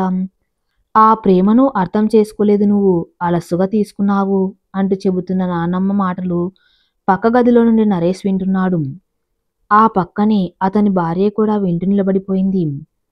నరేష్ కళ్ళల్లో నీళ్లు తెలియకుండానే వచ్చేస్తున్నాయి. భర్త కళ్ళలో నీళ్లు చూసి కన్నీరయింది నీలిమ. వారిద్దరు రావటం కూడా గమనించి మాట్లాడుతున్నారు శ్యామలమ్మ గారు. పెళ్ళాం అదుపులో ఉంటే దాన్నింకా అణగదొక్కాలని చూసే భర్తలు కొందరు, అదే పెళ్ళాం మాట వినకుండా ఎదురు తిరిగితే దాని అడుగులకు మడుగులు ఒత్తారు. మీ జంటను చూసి మీ కొడుకు కోడలు అలా తయారవటంలో తప్పేముందిరా? మిమ్మల్ని చూసి మీ జంట కరెక్ట్ కాదనుకొని నీ కోడలు వేరుగా తయారైంది. మీ భార్యకు నువ్వు విలువ ఇచ్చినట్లయితే ఇల్లంతా ఆనందంగా ఉండేది. భార్యను పని మనిషిలా చూడడం గొప్ప కాదు. నరేష్ కడుపున పడ్డప్పుడు నువ్వు ట్రైనింగ్లో ఉన్నప్పుడు ఈశ్వర్కి భరించలేని కడుపులో నొప్పి వచ్చింది. వెంటనే హాస్పిటల్కి పరిగెత్తాము. బిడ్డను దక్కించుకోవాలంటే చాలా ఖరీదైన ట్రీట్మెంట్ చేయించుకోవాలి అని చెప్పింది డాక్టర్మ్మ. అప్పటికి మన దగ్గర చేతిలో పైసా లేదు. వారి పుట్టింటి వారిచ్చిన నగలు మొత్తం అమ్మేసి నరేష్ని దక్కించుకుంది నీ భార్య. బిడ్డకంత విలువ ఇచ్చిందిరా ఈశ్వరి. ఆ విషయం మాట మాత్రం కూడా మీకు తెలియలేదు కదా. తన నగలన్నీ అమ్మి ఇలా చేశానంటే నువ్వు నీ అసమర్థతను బాధపడతావేమో అని అది గుట్టుగా దాచుకుంది. ఎవరైనా తన కుటుంబ విషయంలో మనల్ని ఒక్క మాట అన్నా కూడా నా కోడలు పడనిచ్చేది కాదు. అటువంటి దాన్ని క్షణం కూడా తీరిక లేకుండా అది ఒక మనిషి అన్న సంగతి మర్చిపోయి ఇంటి పెద్దవయ్యుండి కొడుకుని కోడల్ని కూతుర్ని అదుపులో పెట్టాలని తెలియక పైపెంచు భార్య మాట్లాడుతుంటే నోరెత్తనివ్వకుండా చేసిన నువ్వు ఏం పెద్ద మనిషివి అంటూ కోపడుతున్నాం. తల్లి చేతులు పట్టుకుని కళ్ళ నీళ్లు పెట్టుకున్నాడు శ్రీధర్. ఏ క్లాస్ మెయింటైనింగ్ తీయనక్కర్లేదు నా కోడలికి. దాని ప్రేమతోని మీ అందరికీ సేవలు చేస్తుంది. ఈ భయంకరమైన ఇంట్లో దాని పాటలు చూసి నేను అడిగిన ప్రశ్నకు నా పని అనుకున్నాను కాబట్టి ప్రేమతో నేను చేయగలుగుతున్నాను అత్తయ్య అన్నప్పుడు నాకు అర్థమైంది. దాని మనసులో ఉన్న ప్రేమలో కొద్ది మాత్రం కూడా మీకు ఎవరికీ లేదని తెలిసింది అంటున్న తల్లి మాటలు వింటున్న శ్రీధర్కి మతిపోయింది. అందరికన్నా పెద్ద చదువులు చదివాను సిక్కమేముంది, జ్ఞానం మాత్రం శూన్యం అని బాధపడ్డాడు శ్రీధర్. ఎవరికి ఇచ్చే విలువ వారికి ఇవ్వాలి శ్రీధర్. ఉన్నది ఉన్నట్లు మాట్లాడాలి. నిన్ను ఒక్కరిని మెచ్చుకుంటే చాలు అనుకుంటే నీ భార్యను తేలిక చేసిన వాడివవుతావు. అలా నీ భార్య తేలికపడినా మరు క్షణం నువ్వు తేలికపడ్డట్టే. అది గుర్తుపెట్టుకో. ఇద్దరు కలిసి నిర్ణయించుకోండి. ఒక వయస్సు అంటూ వచ్చింది ఈశ్వరికి కూడా. ఎన్నాళ్ళు చేయలేదు పని. ఇంట్లో పని నలుగురు 4 భాగాలుగా పంచుకుంటే తేలికగా ఉంటుంది. అది ఉమ్మడి కుటుంబానికి ఆరోగ్యకరమైన విషయం. ఒక్కరి మీద పడినప్పుడు ఎవరి సంసారం వారుగానే ఏర్పాటు చేసుకొని తీరాలి అని చెప్పారు శ్యామలమ్మ గారు. నిజమమ్మా అన్నాడు శ్రీధర్. ప్రేమను పిచ్చితనం అనుకోకండి ఎవరంటూ గట్టిగానే చెప్పారు శ్యామలమ్మ గారు. నరేష్, నీలిమ కూడా లోపలికి వచ్చారు బాబుతో. నానమ్మ, నువ్వు చెప్పిందంతా నిజం. ఇలా పెద్దవాళ్ళ సలహాలు లేకపోవటం వల్ల కూడా మాలాంటి వాళ్ళు ఇలా తయారవుతారు. క్షమించండి నానమ్మ, మేము ఉద్యోగాలు చేస్తూ సొంతంగా స్థలాలు కొనుక్కోవాలి, పెద్ద పేరు తెచ్చుకోవాలనుకున్నాము కానీ కన్నవాళ్ల మనసుని బాధ పెడుతున్నామని తెలుసుకోలేకపోతున్నామంటున్నాం. కొడుకు మాటలకు వారించి మనమంతా మీ అమ్మని క్షమించమని అడగాలి అన్నారు శ్రీధర్. ఈశ్వరి రామ్మ బయటికని పిలిచారు శ్యామలమ్మ గారు. అప్పటి వరకు అన్నీ వింటూ కళ్ళనీళ్ళ పర్యాంతమైన ఈశ్వరి కళ్ళు తుడుచుకుని బయటకు వచ్చింది. ఈశ్వరి ముందుగా నన్ను క్షమించాలి అన్నాడు శ్రీధర్. నీ మాటకు విలువ ఇవ్వకపోవటం అనేది చాలా తప్పు. ఇల్లు ఈ విధంగా తయారవటానికి కారణం నేనే అంటున్న తండ్రిని వారిస్తూ, లేదు నాన్నగారు, నేను బాధగా అనుకోలేదు మీ పట్ల. అమ్మ నన్ను క్షమించు అని అడిగాడు నరేషు. అత్తయ్య గారు నన్ను క్షమించండి, మిమ్మల్ని చాలా బాధ పెట్టాను నా స్వార్థ గుణంతో అంటూ కళ్ళనీళ్లు పెట్టుకుంది నీలిమ. నేను చెప్పానా నానమ్మకి అన్నీ తెలుసు అని, మీకెవరికి ఏమీ తెలియదు అని అన్నాడు మనవడు నితీషు. ఇంట్లో అందరికన్నా నువ్వే కరెక్ట్రా అంటూ శ్యామలమ్మ గారు నితీష్ని కౌగిలించుకున్నారు. ఈశ్వరి మాట్లాడుతూ, నా కుటుంబం నా వాళ్ళు అన్న ప్రేమతో ఎంత కష్టమైనా తేలికగా భరించగలిగాను. ప్రేమ ఎంత భారమైన మోస్తుంది అంటూ కన్నీళ్లు పెట్టుకుంది ఈశ్వరి. నరేష్ నీలిమను ఉద్యోగం మానేయమని చెప్పాడు. ఎందుకమ్మా అంటున్న తల్లిని వారించాడు నరేషు. మనకు కావలసినంత ఉందమ్మా, నీలిమ ఉద్యోగం చేయవలసిన అవసరం లేదు. రేపటి నుండి అన్ని పనులు నీలిమ బాధ్యతగా చూసుకుంటుంది అని చెప్పాడు నరేషు. తప్పకుండా అత్తయ్య, మీ అంత గొప్పగా చేయలేకపోయినా కొన్ని తప్పులు ఉన్నా కూడా మీరే సర్దిద్దండి అన్నది నవ్వుతూ నీలిమ. అబ్బా, ఇల్లు ఇలా ఉంటేనే బాగుంటుంది ఎప్పుడు అన్నాడు నితీష్ నవ్వుతూ. నితీష్ మాటలు విని నీలిమ అనుకుంది, మా ప్రవర్తన ఈరోజు మా బిడ్డ గమనిస్తే రేపు మా పరిస్థితి అంతే కదా అని అనుకుంది మనస్ఫూర్తిగా. ఇల్లుని స్వర్గం చేయాలన్నా నరకం చేయాలన్నా భార్యాభర్తల ఇద్దరి చేతుల్లో ఉంటుంది నీలిమ. అందుకే ఇద్దరి చేతులు ఎప్పుడూ కలిసిమెలిసి ఉండాలి. కానీ ఇంటిని సర్దిద్దుకునే బాధ్యత ఆడదానికి అప్పగించాడు భగవంతుడు అంటూ నవ్వుకున్నారు మనస్ఫూర్తిగా శ్యామలమ్మ గారు. శ్రీధర్, నేనెన్నాళ్ళు ఉంటానో తెలియదు, నా కోడలు జాగ్రత్త అంటున్న తల్లి వైపు చూస్తూ, శ్రీధర్, లేదమ్మా, ఇక నుండి నీ కొడుకులో మార్పు నువ్వే చూస్తావు అంటూ నవ్వేశాడు శ్రీధర్. అమ్మ ప్రతి కొడుక్కి నీలాంటి తల్లి ఉండాలి. బాధ లేకుండా అడుగులు వేస్తున్న వాడికి నీలాంటి ఒక ప్రేమమూర్తి ఉండాలమ్మా. కానీ నీ కొడలు బాగుండాలని అన్నావు చూసావా, ఆ మాటకు ఆనందం కలుగుతుంది, ఆలోచింపజేస్తుంది నన్ను అంటూ నవ్వేశాడు శ్రీధర్. నిజంరా, భార్యను ప్రేమిస్తే భార్యగా తల్లిగా అన్ని పాత్రలకు ఆమె సంతోషంగా న్యాయం చేయగలుగుతుంది. బాధ్యత గల ఇల్లాలికి అవకాశం ఇస్తే ప్రతి ఇల్లు ఒక కోవెల అవుతుంది. అందుకని ఈ కోవెలకు దేవతలను బాగా చూసుకుంటేనే కదా ఇల్లు బాగుండేది అంటూ నవ్వేశారు శ్యామలమ్మ గారు. అత్తగారి దీవెన ఉండగా ప్రతి ఇల్లు కోవెలగానే ఉంటుంది అత్తయ్య అంటూ అత్తగారి పాదాలకు నమస్కరించుకుంది ఈశ్వరి. నరేష్, నీలిమ కూడా శ్యామలమ్మ గారి పాదాలకు నమస్కరించుకున్నారు. నితీష్ కూడా వాళ్ళ నానమ్మకు నమస్కరించుకున్నాడు. సంతోషంగా నవ్వుకుంది శ్యామలమ్మ. తర్వాత శ్యామలమ్మ గారి పాదాలకు దండం పెట్టాడు నితీష్. అందరికన్నా వీడు తెలివైన వాడ్రా శ్రీధర్. నితీష్ వల్ల మీ భవిష్యత్తు బాగానే ఉంటుందంటూ దీవించింది శ్యామలమ్మ. అంతా మీ ఆశీర్వాదం నానమ్మ అంటూ నరేష్ నవ్వుతూ అన్నాడు. కన్నా ఆస్తులు అందరూ సంపాదించుకుంటారు, అవి ఇక్కడే ఉంటాయి. వాటి యజమానులు మారుతూ ఉంటారు తరాలకు. కానీ పోయేటప్పుడు ఏమీ తీసుకుని వెళ్ళలేము. కానీ ప్రేమగా కుటుంబం అంతా ఆనందంగా ఉంటే ఆ ఆనందం తృప్తితో హాయిగా వెళ్ళిపోతారు పెద్దలు కాలం తీరాక. ఈ విషయం అర్థం చేసుకుంటే ప్రతి ఇల్లు స్వర్గమే అని చెప్పారు శ్యామలమ్మ గారు. ఈశ్వరి వేడి వేడిగా కాస్త జావా ఇవ్వవే అని అడిగారు శ్యామలమ్మ గారు నవ్వుతూ. నేను పెట్టిస్తానమ్మమ్మ గారు అంటూ. ఎలా చేయాలత్తయ్యా అని అడిగింది అత్తగారిని నీలిమ నవ్వుతూ. అమ్మగారు, నేను రావచ్చా అండి పనికి రేపటి నుంచి అని అడుగుతుంది దుర్గి బయట నుండి. నీలిమ మాట్లాడుతూ, అక్కర్లేదు, మా పనులు మేమే చేసుకుంటాము అన్నది. ఓ అమ్మగారు, పెద్దగా నేను మాట్లాడను, కానీ నా పని నేను చూసుకుంటాను. ఏదో మీరు తినే దాంట్లో కొద్దిగా పెట్టండమ్మా అంటూ అడిగింది దుర్గి. డ్రావే, నువ్వెందుకు మానేసేది అని నవ్వింది శ్యామలమ్మ. అమ్మగారు మొత్తానికి కథకి శుభం కార్డు పడిందా అని అడిగింది దుర్గి. ఎక్కువగా మాట్లాడకు అన్నారు శ్యామలమ్మ గారు నవ్వుతూ.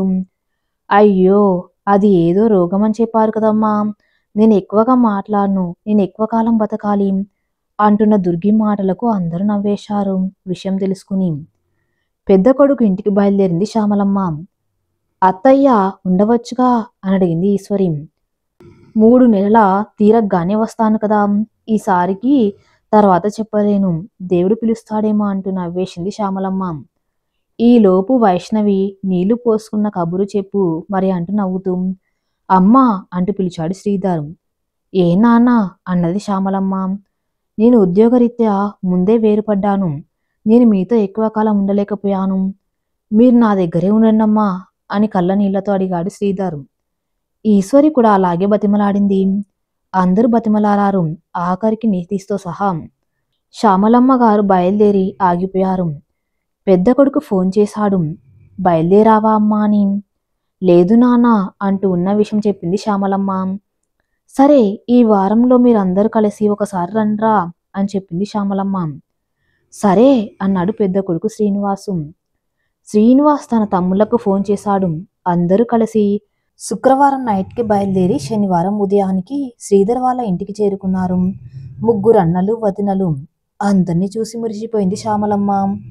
చక్కగా అందరూ కలిసిమెలిసి అన్ని పనులు చేసుకుని పూర్వం కలిసి ఉన్న కాపురాన్ని గుర్తు చేసుకుంటూ తోడికోడళ్ళు మురిసిపోతూ తిరుగుతూ ఉన్నారు. అంకిత, ఆమని, ఇందుమతి, ఈశ్వరి, శ్రీనివాస్, దామోదర్, మురళి, శ్రీధర్ నలుగురు వాళ్ళ అమ్మ దగ్గర కూర్చొని మాట్లాడుతూ ఉన్నారు. అందరికీ భోజన కార్యక్రమాలు అయిపోయాయి. శ్యామలమ్మ గారు మాట్లాడారు. ఇంత వయసు వచ్చాక నేను అటు ఇటు తిరగలేను. చిన్నవాడు ఎక్కువ రోజులు మనతో కలిసి లేడు కదా, ఇక్కడ ఉండమంటున్నాడు, ఉంటాను. మీరందరూ అప్పుడప్పుడు వచ్చి నన్ను చూసి వెళ్ళండిరా అని చెప్పారు శ్యామలమ్మ గారు. అలాగే అమ్మా, తప్పకుండా. ఇన్నాళ్ళు ఏదో ఒక సమస్యతో బాధపడేవాళ్ళం, మా అందరి ఇల్లు సర్దిద్దావు అంటూ కొడుకులు ఒకరి తర్వాత ఒకరుగా అందరూ మెచ్చుకున్నారు వాళ్ళమ్మను. శ్రీనివాస్ మాట్లాడుతూ, చైతులో చాలా మార్పు వచ్చిందమ్మా, షాప్కి నన్ను వెళ్ళనివ్వకుండా తనే చూసుకుంటున్నాడు. శ్రావ్యలో కూడా చాలా మార్పు వచ్చింది అంటూ సంతోషంగా చెప్పాడు శ్రీనివాసు. దామోదర్ మాట్లాడుతూ, విక్కీలో చాలా మంచి మార్పు వచ్చిందమ్మా, నువ్విచ్చిన 6 లక్షల చెక్కు ఆ అమ్మాయి పేరు మీద వేద్దామంటే ఒప్పుకోలేదు సిరి, ఇక ఆ డబ్బులు వాళ్ళ పిల్లలిద్దరి పేరు మీద వేసేశాను అని చెప్పి నవ్వారు దామోదర్. మురళి మాట్లాడుతూ, శ్రీ చాలా మారాడమ్మా, బాధ్యతగా ఉన్నారు భార్యాభర్తలిద్దరు కూడా. భార్గవ్ వాళ్ళు కూడా చాలా ఆనందంగా ఉన్నారట, నానమ్మను అడిగానని చెప్పండి అని చెప్పింది భార్గవి.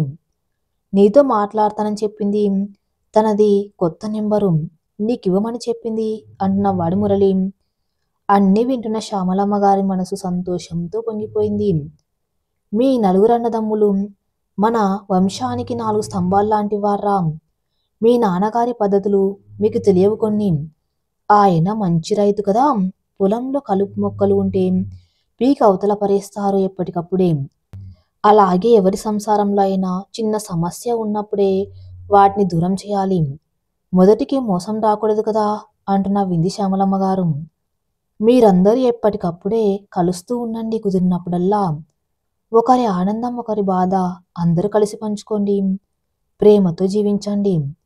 పిల్లలకు అదొక పాఠంలో నేర్పించండి. ముఖ్యంగా మీరు మీ భార్యలను జాగ్రత్తగా చూసుకోండి. ఎందుకంటే ఇంటికి దేవత ఇల్లాలు. ఆమె సంతోషంగా ఉంటే ఇల్లంతా స్వర్గంలా ఉంటుంది. శ్రీధర్ మాట్లాడుతూ వైష్ణవి విషయంలో ఇలా జరిగిందని వివరంగా చెప్పాడు. అమ్మ తెలివితో వైష్ణవిని భర్త దగ్గరకు పంపించిన విధానం కూడా వివరించి చెప్పాడు. చాలా సంతోషం కలిగింది కొడుకులకు తల్లిని చూసుకుని. నీలిమ మామగార్లకు వేడివేడి గారెలు అల్లం చట్నీతో ఇచ్చింది. శ్యామలమ్మ గారు వద్దు అని చెప్పారు. పెద్ద కొడుకు చిన్న ముక్క తుంచి తల్లి నోట్లో పెట్టాడు. ఆనందంగా నవ్వుతూ తిన్నది. అలా 4 కొడుకులు 4 ముక్కలు పెట్టేసరికి సరిపోయింది అన్నారామె నవ్వుతూ. తల్లిదండ్రులకు పట్టెడన్నం పెట్టనక్కర్లేదురా.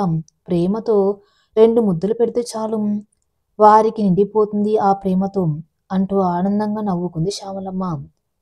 కొడుకులు అలా బయటకు సరదాగా వెళ్లారు నరేస్తూ. కోడళ్ళు 4 అత్తగారి దగ్గర కూర్చున్నారు. పూర్వపు ఉమ్మడి రోజులను గుర్తు చేసుకున్నారు. అంకిత కాపురానికి వచ్చినప్పుడు అమాయకంగా ఉండేది. అన్నీ తెలియచెప్పాల్సి వచ్చేది. అలాగే చెప్పిన మాట వినడం పెద్దలాంటి గౌరవం ఉన్నది అంటూ పెద్ద కోడల్ని చూసి మురిసిపోయింది శ్యామలమ్మ. ఆమని కాపురానికి వచ్చినప్పుడు తన తెలివితేటలు మంచితనంతో అందరి మనసు గెలుచుకుంది. ఇందుమతి అయిన ఇంటి పిల్ల అయినా కూడా అందరితో చక్కగా కలిసిపోయింది. ఈశ్వరి బాగా చదువుకున్న పిల్ల అయినా కూడా అందరితో చక్కగా కలిసిపోయి ఉండేది. శ్రీధర్ ట్రైనింగ్లో అలా ఉన్నప్పుడు కూడా ఒద్దికగా ఉండేది. ఇంట్లో పద్ధతులకు అనుకూలంగా ఉంటూ 4 కోడలని చూసుకుని తెగ మురిసిపోయారు శ్యామలమ్మ గారు. మా సంగతి అటుంచితే భార్యను బాగా చూసుకోమని మీ కొడుకులకు చెప్పటం చాలా గొప్ప విషయం అత్తయ్య. మీలాంటి అత్తగారి దొరికిన ప్రతి ఇల్లు కూడా ఓ కోవెల్లాంటిదే అంటూ కళ్ళు చెమర్చుకుంటూ చెప్పింది అంకిత. అవును, మేమే అదృష్టవంతులం అత్తయ్య, మీ ఇంటికి కోడలుగా రావటం అంటూ ఆనందంగా చెప్పింది ఆమని. అన్ని విషయాలను వింటూ ఆడవాళ్ళు ఎలా ఉండాలి అన్న విషయం గురించి తెలుసుకుంటుంది నీలిమ. అసలు రమ్య విషయంలో అత్తయ్య గారు తీసుకున్న నిర్ణయం చాలా బాగుంది. అలాగే భార్గవికి పెళ్లి చేసి పంపటం నా నెత్తిన పాలు పోసినట్టయింది అంటూ ఆనందంతో కన్నీళ్లు పెట్టుకుంది ఇందుమతి. పిల్లల్ని మనం పెంచడమే కాదు, వాళ్ళు మనల్ని ప్రేమించేలాగా మన పట్ల బాధ్యతగా ఉండేలాగా మనం తీర్చిదిద్దుకోవాలి అన్నారు శ్యామలమ్మ గారు. మీ అందరికీ ఒక మాట, భార్యాభర్తలు ఇరువురు కూడా ఒకరికొకరు ప్రేమని ఇచ్చుకుంటూ గౌరవం ఇచ్చుకుంటూ ఉండాలి. గౌరవం లేని చోట ప్రేమకు చోటు పెద్దగా ఉండదు. మధ్య వయసుకు వచ్చేసరికి ఆ శ్రద్ధగా ఉండవలసిన అవసరం లేదు. ఎప్పట్లాగానే వారితో ఆనందంగా మాట్లాడుతూ భర్తల మనసు తెలుసుకుని మెలగాలి. ముఖ్యంగా ఒకరి పట్ల ఒకరికి నమ్మకం ఉండాలి. భార్య భర్తను చూస్తే వారు ఒకరికొకరు ఎంత ఆనందంగా ఉన్నారో ఇట్టే తెలిసిపోతుంది. ఇప్పుడు మీ అందరి ముఖాలు కలగా ఉన్నాయంటూ మురిసిపోయారు శ్యామలమ్మ గారు. పిల్లలకు ఇష్టదైవాన్ని ప్రార్థించడం నేర్పించండి. పెద్దవాళ్ళను గౌరవించడం నేర్పించాలి. ఓర్పుగా ఒద్దికగా ఉండటం కూడా తెలియజేయాలి. వారి మనసులో ఉన్న ప్రతి విషయాన్ని మనకు స్వతంత్రించి చెప్పుకునేలా వారికి చొరవ ఇవ్వాలి. అత్తగారు చెబుతున్న మాటలను కోడళ్ళు శ్రద్ధగా వింటున్నారు. వాళ్లతో పాటు నీలిమ కూడా వింటుంది. శ్యామలమ్మ గారి వంటి పెద్దల మాటలు కాసేపు వింటే వారి అనుభవములు మనకు తెలుస్తుంది. పిల్లల మార్పు వస్తుంది అని తెలుసుకున్న మరుక్షణమే వెంటనే బాధ తీసుకుని వారిని మంచి మార్గంలోకి తెచ్చుకోవాలి. సమయానికి స్పందించడం అనేది చాలా గొప్ప విషయం. చిన్న నిర్లక్ష్యం ఎన్నో అనర్థాలకు కారణమవుతుంది అంటూ చెబుతున్న అత్తగారి మాటలను వింటున్నారు కోడళ్ళు. తర్వాత అందరూ కలిసి కూర్చొని ఎన్నో మంచి విషయాలను చెప్పుకున్నారు. శ్రీనివాస్ కూతురు శ్రీశాంతి, మురళి కూతురు భార్గవి నానమ్మకు ఫోన్ చేసి మాట్లాడారు. తెగ సంతోషపడిపోయింది శ్యామలమ్మ గారు. ఇంతలో వైష్ణవి, శ్యామ్ ఇద్దరు ఫోన్ చేసి మాట్లాడారు శ్యామలమ్మ గారితో. తర్వాత అందరితో మాట్లాడారు. ఒక 6 నెలల తర్వాత అందరం కలుసుకుందాం అనుకున్నారు. మన ఇంట్లో ఏదైనా ఫంక్షన్ చేయాలంటే మనకు మనమే సరిపోతామంటూ నవ్వేశారు శ్రీధర్. తల్లి ఉంటాను అంటంతో ఎంతో సంతోషంగా ఉంది శ్రీధర్కి. పల్లెటూరులో తమ ఇల్లు దగ్గర నుంచి వచ్చే అద్దె డబ్బులు అందరినీ 4 వాటాలుగా తీసుకోమని చెప్పింది శ్యామలమ్మ గారు. అవన్నీ ఏమక్కర్లేదమ్మా, ఇక్కడే అమ్మకి ఒక పాస్బుక్ తీసి అందులో వేయి శ్రీధర్ అని చెప్పాడు శ్రీనివాసు. అలాగే అని చెప్పారు శ్రీధర్. అందరూ హాయిగా మనసులో ఏ బరువు లేకుండా సంతోషంగా ఆనందంగా గడిపారు. కల్మషాలు లేని నిజమైన ప్రేమలు ఎంత దూరమైన దగ్గరికి చేరుకుంటాయి.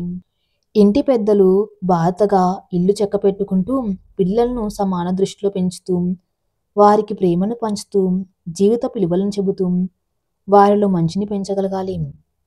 పిల్లల మనసులు తెల్ల కాగితాల వంటివి. వాటిలో ప్రేమ అక్షరాలతో జీవితపు ఆనందపు మొదటి పదాలను మనమే లింకించాలి. ఇక ఆ పదాలకు అందమైన అర్థాలు వచ్చేలా వాక్యాలు వారి చేర్చుకుంటారు.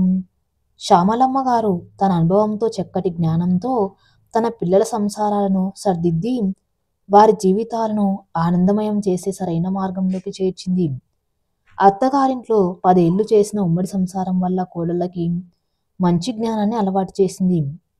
ఆ మంచి జ్ఞానం ఉండటం వల్లనే వారి కష్టాన్ని ఇష్టంగా బాధ్యతతో నిర్వర్తించారు. మనకు కావలసిన ఆకారం రావాలంటే ఇనుముకి వేడి తగలాలి, సమ్మెట దెబ్బలు తగలాలి తప్పవు. కన్న ప్రేమతో ఆ పనులు చేయలేని తన కోడళ్లకు ఆసరగా నిలబడి ఆ పనిని తాను పూర్తి చేయగలిగింది శ్యామలమ్మ. ఒక తప్పు జరిగింది అని పిల్లలు చెప్పినప్పుడు ఆ జరిగిన తప్పులో నీ పాత్ర ఎంత ఉంది అని కనుక్కొని తీరాలి పెద్దలు పిల్లలను. అప్పుడు పిల్లలకు తన తప్పు తెలుసుకునే అలవాటు చిన్నతనం నుండి ఏర్పడుతుంది. గారాబంతో పిల్లల తప్పులను ఒప్పులుగా చూపించే పెద్దవాళ్లకు తమ మాటే చెల్లాలి ఇతరులపై అనుకుంటూ తప్ప తమ పిల్లల భవిష్యత్తు తామే చెడగొడుతున్నామన్న సంగతి గ్రహించుకోలేరు మొదట. అక్కడి నుండి ప్రారంభమవుతుంది. చిన్న తప్పులు సమర్థించిన పెద్దలు రేపు పెద్ద తప్పులు చేస్తున్నాం పిల్లలను అడ్డగించలేరు. అందుకే మొక్కై వంగనిది మానై వంగునా అన్న అద్భుతమైన వాక్యం నుండి మనం చాలా నేర్చుకోవాలి. మంచి మార్గంలో నడుద్దాం అందరం.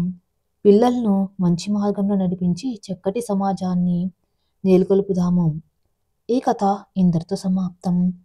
ఇలాంటి మరిన్ని మంచి స్టోరీస్ కోసం నా ఛానల్ని ఫాలో అవుతూ ఉండండి. Thank you for listening.